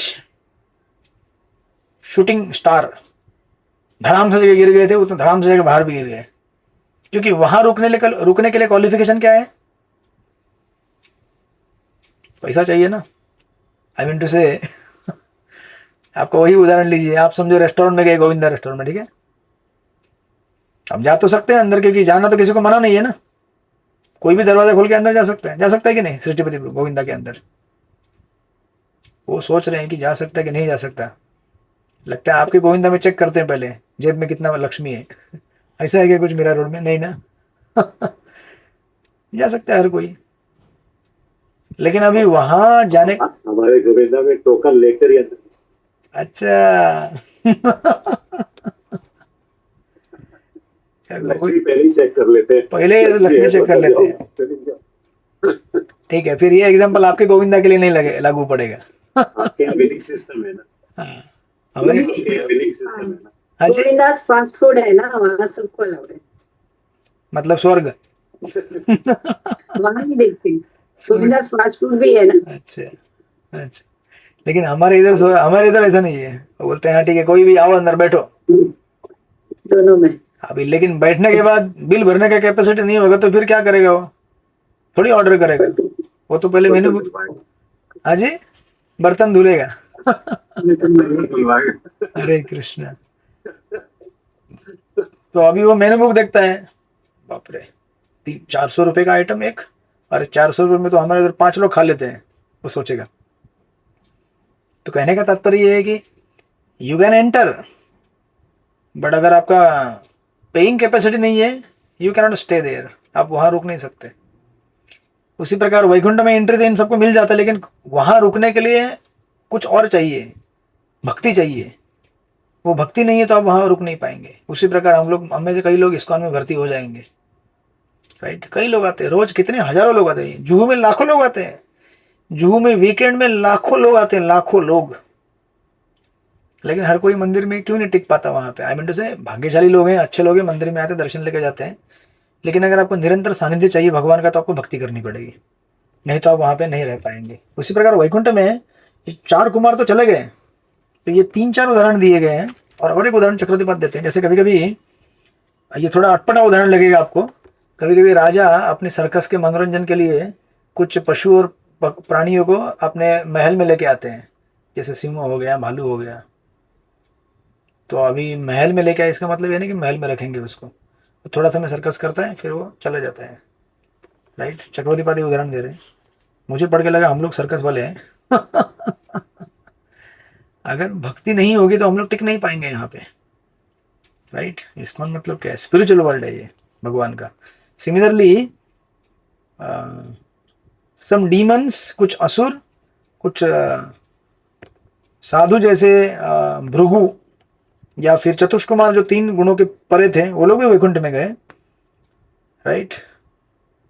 लेकिन वहां जाके एक्चुअली भगवान ने उनको वहां पे क्यों बुलाया? भक्ति का पाठ पढ़ाने के लिए कि भैया यहाँ आना चाहते हो तो आपको उस दिन आगे प्रसंग आएगा वो, जब भगवान नारायण के चरणों की तुलसी का जब वो गंध लेंगे तब फिर उनके अंदर भक्ति जागृत होगी भगवान के भक्तों के संग से। That is qualification, right. सो वो यहाँ पे लेके आए उनको सिखाने के लिए, समझाने के लिए, राइट। कि आप यहाँ पे रहना चाहते हो तो आपको भक्ति करना पड़ेगा। तो आपका कोई रिलेटिव यहाँ पे इसलिए कुछ समय के लिए आए हो, रिलेटिव मतलब कौन है? अभी साधु संत है तो ठीक है, भगवान से थोड़ा दोस्ती है, थोड़ा पूरा दोस्ती नहीं हुआ है, थोड़ा दोस्ती हुआ है तो थोड़े समय के लिए आए। जैसे कोई विद्यार्थी समझो किसी IIT के हॉस्टल में अगर कोई रहता है स्टूडेंट, तो वो अपने फ्रेंड को बुला लेता है कि अरे तुमको मिलना है मुझसे, आ जाओ। तो सुबह से लेकर रात को 6-7 बजे तक रह सकता है, लेकिन बाद में नहीं रह सकता ना वहाँ पे, उसको जाना पड़ता है हॉस्टल छोड़ के। तो उधर के वो लोग बोलते हैं इधर रहना तुमको तो पहले JEE क्लियर करके आ जाओ, ठीक है, एंट्रेंस एग्जाम क्लियर करो, तुमको यहाँ 4 साल रहने को मिलेगा। तो अपने को भी एंट्रेंस एग्जाम क्लियर किए बगैर कैसे रहने को मिलेगा वहाँ पे? राइट। वो लोग में रहना है, वैकुंठ में रहना है तो पहले एग्जाम क्लियर करना पड़ेगा हमारा। और एग्जाम क्या है? आपने पढ़ा एग्जाम हमारा गया है कौन से श्लोक में गया है? 17, 18, 19 इन 3 श्लोकों में गया है, राइट। भोग भावना समाप्त होनी चाहिए, ईर्ष्या समाप्त होनी चाहिए, दूसरे भक्तों की तरक्की हो ये मन में भावना आनी चाहिए। आप बोलेंगे ये तो बाप रे, ऐसा तो पूरा 1 करोड़ जन्म लगेगा लगता है हमको, राइट। लेकिन यही क्वालिफिकेशन है। जब तक हमें लगेगा नहीं कि दूसरा भक्त हमसे आगे बढ़ना चाहिए, तब तक आपको क्यों भगवान गोलोक धाम में बुलाएंगे? क्योंकि वहां ऐसे लोगों को एंट्री मिलता है जो सोचते हैं कि दूसरा भक्त आगे जाए हमसे। श्रीमती राधा रानी क्या सोचती है कि मुझसे महान ये बाकी सब भक्तगण है और इनको भगवान की कृपा मिलनी चाहिए, ये भाव है। तो फिर आज तुरंत एंट्री है, आज के आज, कल की आपकी बलराम जयंती सीधा गोलोक वृंदावन में होगी। राइट। बोलेंगे अरे ये लोग सीधा आ गए। हाँ, वो भागवतम पढ़ रहे थे कल और भागवतम पढ़ते पढ़ते उनको पता चल गया कि गोलोक जाने के लिए क्वालिफिकेशन क्या है? दूसरे भक्तों की तरक्की के बारे में सोचना, राइट।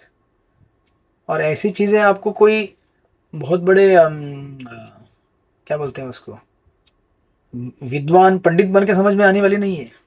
सिंपल चीज़ें हैं, लेकिन जब तक सत्संग आपको कृपा नहीं मिलेगा सत्संग का, समझ में नहीं आएंगी। सिंपल चीज़ें है ना, सिंपल लेकिन मोस्ट कॉम्प्लिकेटेड। दूसरों की तरक्की सोचना ये कौन से कॉलेज में सिखाया जाता है बताइए आप मुझे? किसी कॉलेज में सिखाया जाता है आपको? आज तक किसी कॉलेज में, किसी इंस्टीट्यूशन में कोई PhD या MPhil डिग्री किसके ऊपर सिखाया गया आपको? कहीं नहीं सिखाया जाता है, क्योंकि ये भावना संसार में है ही नहीं। सो इसलिए यहाँ पे कह रहे हैं कि चतुष्कुमार लोग ऐसे पहुंच गए वहाँ पे, राइट, और उन्होंने वहाँ पे दिव्य आनंद का अनुभव किया। But then something happened. क्या हो गया वहाँ पे? किधर गए? यस, प्रभुपाद ने आपको उसका उदाहरण भी दिया है, अपना दुर्वास मुनि का। तो वो भी गए थे लेकिन ज़्यादा दिन टिक नहीं पाए वहाँ पे। देन आगे कहते हैं कि क्या हुआ वहाँ पे, घटना घटी है वहाँ पे। 27 नंबर के श्लोक में कह रहे हैं, पढ़िए, बरसाने की श्री माता जी पढ़िए, श्लोक नंबर 27। हरे कृष्ण। दंडवत प्रणाम प्रभु। तस्मिन् अतीत्य मुनय षड्सज्जमाना कक्षा समान वयसावथ सप्तमायां देवावचक्षत गृहीत गदोपराध्य केयूर कुंडल किरीट विटक वेशो भगवंतांचे निवासस्थान असणाऱ्या वैकुंठपुरीच्या 6 द्वारांतून तेथील सजावट केल्यामुळेच स्तंभित न होता 7व्या द्वारात गेल्यावर त्यांना 2 तेजपुंज व्यक्ती आढळल्या. त्या व्यक्ती गदा धारण केलेल्या व समवयस्क होत्या. तसेच त्या सर्वात मौल्यवान रत्ने, कर्णकुंडले, हिरे, किरीटे, वस्त्रे इत्यादींनी अलंकृत होते. हरे कृष्णा. यस, 6 गेट तो पार कर लिया बेटा, अभी 7वें गेट से कैसे जाओगे? ऐसा बोल के वो लोग अपना गधा गधा लेके खड़े थे। कौन? जय और विजय, राइट। यहाँ पे आई थिंक इंटरेस्टिंग नाम नहीं लिया है उनका। 7वें इसमें द्वारपाल कहा है। और ये भी आश्चर्य है, ये प्रश्न हमारे उस दिन एक प्रभु जी ने पूछा था, ऐसा कैसे हो गया उनको 6 द्वार में नहीं रोका और 7वें द्वार में क्यों रोका?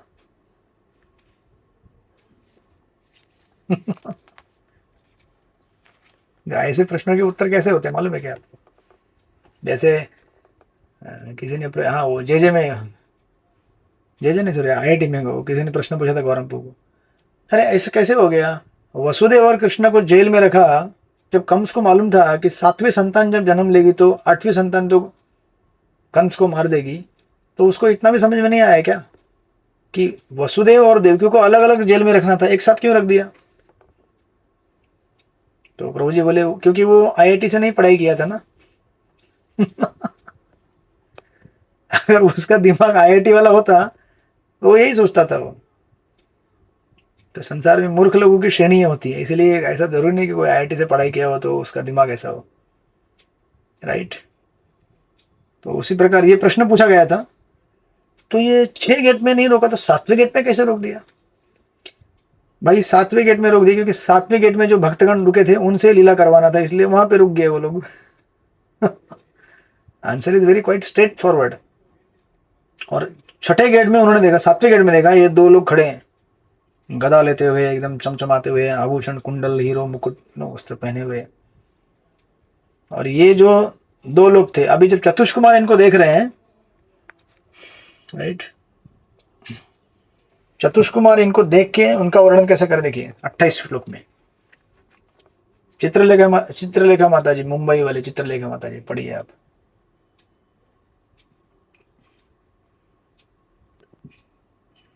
हरे कृष्णा प्रभु जी, दंडवत प्रणाम। मद्वीरेपम वनमलिकया निवीतो विन्यस्तया असित चतुष्टय बाहुमध्ये वक्रम भ्रुवा कुटिलया स्फुट निर्मभाभ्याम रक्त क्षणेन च मनाक रभसम दधानो। ते 2 द्वारपाल टवटवीत फुलांच्या माळांनी भूषित होते. त्या माळा उन्मत्त भ्रमरांनी आकृष्ट करीत होत्या व त्या त्यांच्या गळ्याभोवती आणि त्यांच्या नीलवर्ण अशा 4 हातांच्या मध्ये स्थित होत्या. त्यांच्या वक्राकार भ्रुकुटी, फुललेल्या असंतुष्ट नागपुड्या व लाल नेत्र यामुळे ते काहीसे शुद्ध झाल्याचे दिसत होते. हरे कृष्ण प्रभुजी, दंडवत प्रणाम। क्यों ऐसा कह रहे हो? अपनी कुटिल भवो, कुटिल मतलब क्या होता है मालूम है क्या? जैसे मानो ये चतुष कुमार उनको चिढ़ा रहे हैं, ए तुम्हारा जो आंख है ना जरा नीचे करो, राइट। चतुष कुमार मतलब सबसे छोटे बच्चे हैं वो। और प्रभुपाद जी ने कहीं यहाँ वर्णन किया, किधर वर्णन किया है? सृष्टि के या आगे परपट में आएगा, राइट। तो ये ऐसे कुटिल बोल रहे हैं उसको, राइट, टेढ़ी, राइट। अतृप्त नथनों तथा लाल लाल आंखों से गुस्सा में आ रहे थे लोग, राइट। और गुस्सा में आने का कारण क्या था? सिंपल कारण था भाई, हम लोग यहाँ के द्वारपाल है। हम लोग कौन है? हम लोग अधिकारी लोग हैं यहाँ के। तो अभी ये पैरेलल इस्कॉन मंदिर में जोड़ दीजिए, ठीक है। सृष्टिपति प्रभु आपके कॉन्फ्रेंस में काम में आएगा। जब आपको डिस्कस करना हो कुछ मैनेजमेंट का इशू, तो ये टॉपिक पकड़ना चाहिए, यहाँ से पढ़ना चाहिए। तो ये लोग बैठे थे वहां पे, ये लोग सोचे कि कौन है यहाँ पे, कौन आया ये? नहीं, हरे कृष्ण प्रभु जी, हम लोग आए हैं, हम लोग चतुष कुमार हैं, तो क्या हुआ, चतुष कुमार हो तो, राइट। तो जब इतना बोला होगा तो इन्होंने जब देखा इनको देख के यहाँ प्रभुपाद वर्णन करते हैं।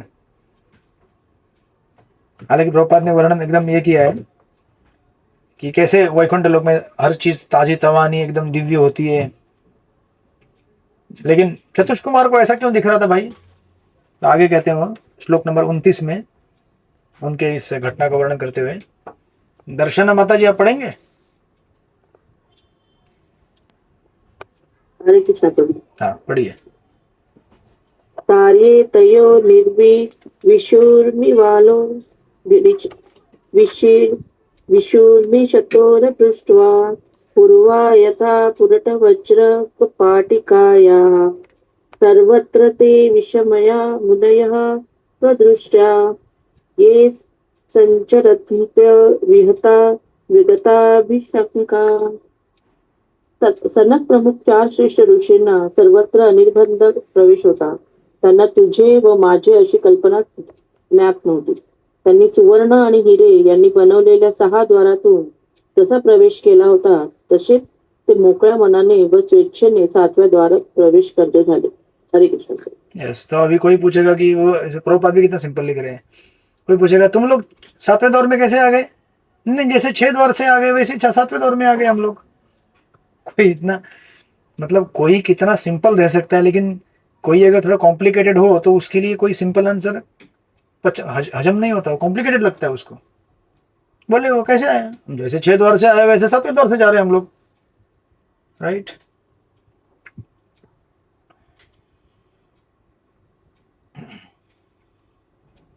और फिर आगे पढ़ते हैं, फिर दोनों को परपड़ एक साथ लेके फिर क्लोज करेंगे।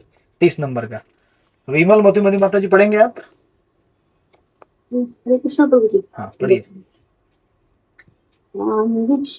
वाकृष्णां चतुर्कुमारां त्रिन्नां दशाद्वयसो विदित आत्मतत्त्वान् वेत्रीं च अखल यतामतगहरणास्तौ तेजो विहसे भगवत्पतिपूर्णशीलो। चारों बालक मुनि जिनके पास अपने शरीरों को ढकने हेतु वायुमंडल के अतिरिक्त कुछ नहीं था, केवल 5 वर्ष की आयु के लग रहे थे, यद्यपि वे समस्त जीवों में सबसे वृद्ध थे और उन्होंने आत्मा के सत्य की अनुभूति प्राप्त करी थी। किंतु जब द्वारपालों में जिनके स्वभाव श्री भगवान को तनिक भी रुचि करना थे उन मुनियों को देखा तो उन्होंने उनके यश का उपहास करते हुए अपने डंडों से उनका रास्ता रोक दिया, जबकि ये मुनि उनके हाथों ऐसा बर्ताव पाने के योग्य ना थे। हरे कृष्णा प्रभु जी। बस हो गया। बोले अरे अरे अरे अरे वो गौर कृष्ण महाराज का लेक्चर है, उसमें बोलते हो हम सुनिएगा। बोले अरे अरे अरे अरे बच्चा कहाँ जा रहे हो? रुको, तो अपना डंडा तो छोड़ दीजिए, इतना बड़ा बड़ा गदा लगा दिया वहां पे। बोले बच्चों कहाँ जा रहे हो? चलो पीछे हटो। अभी पीछे हटो मतलब क्या है? थोड़ी बच्चा थोड़ी हो, सबसे ओल्डेस्ट शिवजी के भी पहले चतुष कुमार, तो हर्ट हो गए वो लोग, ऑफेंड हो गए। और प्रभुपाद जी पिछले परपट में जोड़कर कहते हैं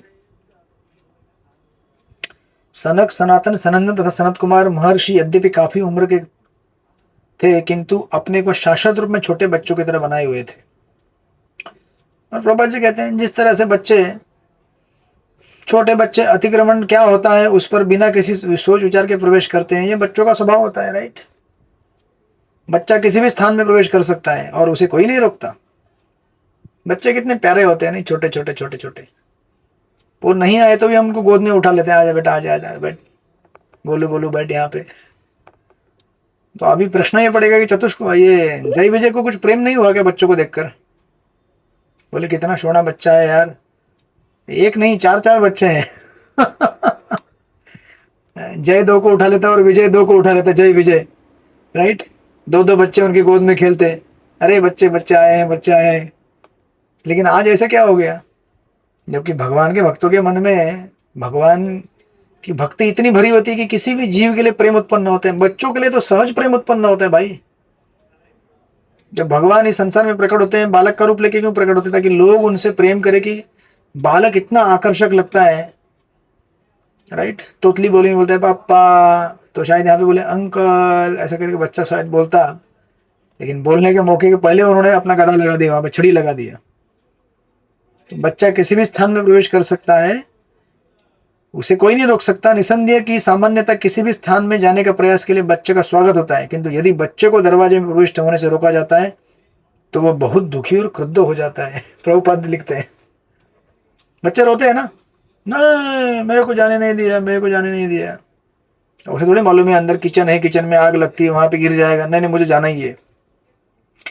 बच्चों जैसे साधु पुरुष राजमहल के 6 द्वारों में घुसते गए, उन्हें किसी ने नहीं रोका। अतएव जब उन्होंने 7वें द्वार में प्रविष्ट किया होने का प्रयास किया, उन्हें द्वारपालों ने द्वार में जाने से मना किया, जो उन्होंने लाठियों से रोका। तो प्रभुपाद जी यहाँ पे लाठियां कहते हैं, एक्चुअली गधा है वो, बट प्रभुपाद अपने ह्यूमर में कहते हैं अपना डंडा लगा दे वहां पे। Like stick, it is actually गधा, बट प्रभुपाद अपना ह्यूमर जोड़ रहे हैं वहां पे। आपने लाठियों से रोक दिया तो वे अत्यधिक क्रुद्ध तथा दुखी हो गए। कोई सामान्य बालक तो चिल्लाया होता, राइट। प्रभुपाद कह रहे कोई बच्चा होता सामान्य तो वो चिल्लाता, किंतु ये सामान्य बालक न थे, अतः इन्होंने तुरंत द्वारपालों को दंड देने की तैयारी कर ली, क्योंकि इन द्वारपालों ने बहुत बड़ा अपराध किया था। भारत में आज भी किसी संत पुरुष को किसी द्वार में घुसने से कभी नहीं रोका जाता। तो सुदामा विप्र ब्राह्मण भी जब द्वारका में गए थे, वहां भी किसी ने रोक, सीधा वो भगवान के पास जा सकते थे। भगवान ने ऐसी व्यवस्था बना के रखी थी, किसी को भी मिलना है साधु संत को, स्ट्रेट उनके आसन की तरफ आ सकता है, राइट। और आगे के प्रभुपाद इस चीज को जोड़ते हुए कहते हैं, चारों मुनि ब्रह्मा के सर्वप्रथम उत्पन्न पुत्र थे, अतः शिवजी समेत अन्य सारे जीव बाद में उत्पन्न हुए हैं, अतः वे चारों कुमारों से छोटे हैं। यद्यपि वे 5 वर्षीय बालक जैसा लग रहे थे और नंगे विचरण करते, नंगे यानी कि उनका वस्त्र था हवा, दिगंबर, दिशाएं, राइट। किंतु संयोगवश द्वारपालों ने उनके प्रवेश पर आपत्ति की, यह उचित नहीं था। एक्चुअली इसका दृष्टांत देते समय जिस प्रसंग पकड़ कह रहा हूँ, फिर आगे हम इसको कंटिन्यू करेंगे अगले क्लास में। ये कथा आपने कहीं सुनी होगी या देख लीजिएगा इसका रेफरेंस कहाँ पे मिलता है। एक बार एक्चुअली लक्ष्मी जी कहीं से वैकुंठ में आ रही थी वापस, तो वैकुंठ में आते समय उनको भी बराबर एग्जैक्टली ये 7वें गेट में इन दो द्वारपालों ने रोक लिया था, जय विजय ने। तो जब लक्ष्मी ने रोका इस प्रकार, लक्ष्मी को रोका, लक्ष्मी तो गुस्सा हो गई, बोली मेरी बिल्ली मुझे में आओ। मेरे ही वॉचमैन, उस दिन महाराज जी आए थे यहाँ पे, जू से वो कथा कह रहे थे, बोले मेरे ही वॉचमैन मेरे को आंख दिखा रहे। तो वो गुस्सा हो गई नारायण के पास, बोली उनको समझा दो और निकाल दो उनको ड्यूटी से, समझे, उन्होंने मुझे रोका है, जानते नहीं मैं कौन हूं। तो लक्ष्मी तो आपको राधा रानी है, लेकिन वैकुंठ का एक अपना अलग भाव है, लीला है। तो नारायण अभी उनके सामने धर्म संकट आ गया, बोले अरे कैसे करूं मैं, अभी अगर मेरे वॉचमैन लोगों को अगर निकाल दिया तो लोग बोलेंगे अरे कैसे इतने पुराने लोगों को सेवा करे थे उनको निकाल दिया सेवा से, और होम मिनिस्टर को खुश नहीं किया तो वो भी गुस्सा हो जाएगी। तो बोले ठीक है मैं करता हूँ, डोंट वरी। तो फिर ये एक्चुअली कहा जाता है कि ये प्रसंग पाकर भगवान ने ये लीला रच दी, एक उसका उत्तर है। अपार्ट फ्रॉम भगवान को फाइटिंग करना था, तो भगवान ने बोला ठीक है, फिर जब चतुष कुमार आएंगे यही द्वारपाल उनको रोकेंगे, तब इनका बहाना लेकर मैं इनको क्या कर दूंगा, वैकुंठ से नीचे गिरा दूंगा, तो लक्ष्मी का काम भी हो जाएगा। क्योंकि पत्नी को नाराज नहीं करना चाहते थे, घर में एक ही साथ रहना है, भोजन हाथ का खाना है, लक्ष्मी के मसाज चाहिए, तो अभी लक्ष्मी को कैसे नाराज करेंगे। तो लक्ष्मी को बोले ठीक है हो जाएगा तुम्हारा काम, गुस्सा मत करो, जाओ प्रसाद बनाओ अच्छी तरह से, बहुत दिन से कहीं से आई हो, प्रसाद भी ठीक से नहीं हो रहा है, तुम्हारे सेवक भी ठीक से प्रसाद खिलाते नहीं है, हमको तुम्हारे हाथ के खाने का आदत है, जाओ बनाओ। तो फिर इतने दिन के बाद फिर ये घटना हुई थी, जब ये लोग आए और इस प्रकार इन्होंने रोक दिया जय विजय ने, और फिर वो गुस्सा होंगे, फिर इनको शाप देंगे, फिर ये लोग नीचे गिरेंगे। तो भगवान बोलेंगे एक्चुअली ये इंटरनल मामला है उनका। लक्ष्मी और नारायण का अपना पारिवारिक मामला है अंदर का, बाहर किसी को मालूम नहीं हो। एक्चुअली ज़्यादा करके स्टोरी किसी को ज़्यादा मालूम भी नहीं है, उस दिन महाराज जी कह रहे थे, क्योंकि ये तो भाई लक्ष्मी की प्रेस्टीज का मामला था ना। कैसे लक्ष्मी को कैसे नाम बोल दे कि लक्ष्मी ने बोला था मेरे को, तो बोलेंगे कैसा पति है यार, अपनी पत्नी का गुलाम है, पत्नी बोलती निकाल दो तो निकाल दिया। तो भगवान को हर जगह से दुविधा है, बोले पत्नी को भी संभालना है, ये चतुष कुमार को भी संभालना पड़ेगा, जय विजय को भी संभालना है, मेरे पुराने सेवक है। तो ठीक है, अरेंजमेंट किया जाता है, नीचे जाओ आप, फिर बाद में 3 जन्म के बाद ऊपर आ जाना, फिर वापस हमारी भक्ति प्रारंभ होगी। तो ऐसा करके एक प्रसंग है, राइट। तो एक्चुअली लक्ष्मी को सांत्वना देने के लिए ये सब लीला हुआ था। तो आगे से आएगा, अगले क्लास में हम देखेंगे 31वें श्लोक से। ये शायद श्री संप्रदाय में है प्रभु, ये वाली जो सुन रखी है थोड़ी बहुत, श्री अच्छा संप्रदाय के अंदर सुनी थी। अच्छा, लेकिन हमारे संप्रदाय में नहीं सुना ना आपने। हरे नहीं कृष्ण। प्रभु जी, अपने में नहीं। यस यस, तो इस प्रकार तो हम देखेंगे आगे जाकर कि चतुष कुमार कैसे आते हैं, वो भक्त बनते हैं, और फिर ये लीला का विस्तार आगे होगा, कैसे असुर बन जाएंगे वो लोग। हरे कृष्ण। हरे कृष्ण प्रभूजी. यस माता. आत्ताचा जो श्लोक आहे त्याच्यामध्ये एक हे लाईन आहे ह्याच्यामध्ये purport मध्ये, परंतु भगवंतांना न आवडणारी वर्तणूक असणाऱ्या द्वारपालांनी जेव्हा चतुष्कुमारांना पाहिले, म्हणजे याचा काय समजत नाही. भगवंतांना न आवडणारी वर्तणूक असणाऱ्या मतलब उन्होंने साधुओं को रोका ना, तो भगवान को ये पसंद नहीं है कि साधु को, किसी को, महात्मा को इस तरह से अपमानित किया जाए। लेकिन उन्होंने भगवान जय विजय ने साधु संतों के साथ ऐसा व्यवहार क्यों किया? भगवान की इच्छा से, क्योंकि भगवान चाहते थे कि लक्ष्मी की सांत्वना हो, भाई लक्ष्मी गुस्सा है तो इनको दंड देना पड़ेगा, तो ये ऐसे अरेंज किया। फिर भगवान बच गए ना, बोले मेरे को ब्लेम भी नहीं लगा और लक्ष्मी को भी किसी ने नाम नहीं लिया, लक्ष्मी भी अपना काम चलाती रही, मेरा भी काम चल गया। और भक्त तो भक्त है, सेवा करने के लिए तैयार होते हैं। मम्मी नाराज होगी, पापा नाराज हो गए तो क्या हुआ, राइट? सेवा करके वापस आ जाएंगे, फिर हमारा सेवा कंटिन्यू होगा। तो ऐसा है, इस प्रकार। ठीक है, तो मतलब ये अगर हमें बोलना है तो वो लक्ष्मी देवी का रेफरेंस देना सही है यहाँ पे। लक्ष्मी देवी का रेफरेंस इंटरनल है, इंटरनल रखिए, ठीक है ना। वो रसिक कमेंट, और वो है कथा में आता है, वो बोला ना काशीनाथ प्रभु ने बोला ना, वो साउथ इंडिया में वो लक्ष्मी नारायण संप्रदाय में वो लोग सुनते हैं ऐसी कथा है, बट दैट इज देयर, इस तरह से। और कई अनंत रीजन भी हो सकते हैं, भगवान की भक्तों की लीला का विस्तार करना चाहते थे, ये भी तो है। नहीं तो हमको कथा कहाँ से मिलती सुनने के लिए, राइट? हमारा कल्याण कैसे होता, इस प्रकार। तो ठीक है, हम लोग मिलेंगे अगले संडे को। आपकी एग्जाम अगले संडे होगी, राइट? अगले संडे के अगले संडे अगले से अगले संडे होगा प्रभु जी, क्योंकि प्रभुपाद जी का पेश है और फिर हमारे गुरु महाराज का पेश भी आ जाएगा। ठीक है, चलेगा। हरे कृष्ण। ठीक है, श्रील प्रभुपाद की जय। श्रीमद् भागवत महापुराण की हरे जय। कृष्ण। तरुण प्रभु, हाँ बोलिए बोलिए। वो 6 गेट्स का क्या सिग्निफिकेंस है? पहले क्यों नहीं उनको ब्लॉक किया प्रभु जी उनको? वही तो उत्तर मैंने दिया था आपको। मैंने उत्तर दिया था क्लास में कि क्यों नहीं रोका गया। समझे कि नहीं आप थे कि नहीं उस समय? मैं था प्रभु जी, से थोड़ा मिस हो गया रहेगा, कृपा करके और एक बार बताए तो। देखिए, उसका कोई कारण नहीं था, ये भगवान की इच्छा थी कि वो 7वें गेट में रोका जाए उनको, यस यस। क्योंकि वो जय विजय से ही सेवा करवाना था, तो वो गेट पे रुक गए। और वो देवकी माता के 7 बच्चे, और इससे क्या कुछ तो संबंध है प्रभु? नहीं, देवकी माता का इससे कुछ कनेक्शन नहीं है। वो जन्माष्टमी अभी आएगा, परसों आएगा, तब वो कथा डिस्कस करेंगे। Yes yes. Hare Krishna, Hare Krishna. Prabhu ji next week में क्लास होगी?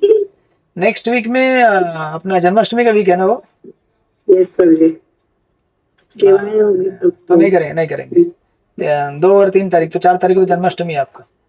अगले हफ्ते छुट्टी, आपको पढ़ाई कीजिएगा, मतलब जो भी सेवा कीजिएगा, और किसी को गेट में रोकने की कोशिश मत कीजिएगा बिना कारण के।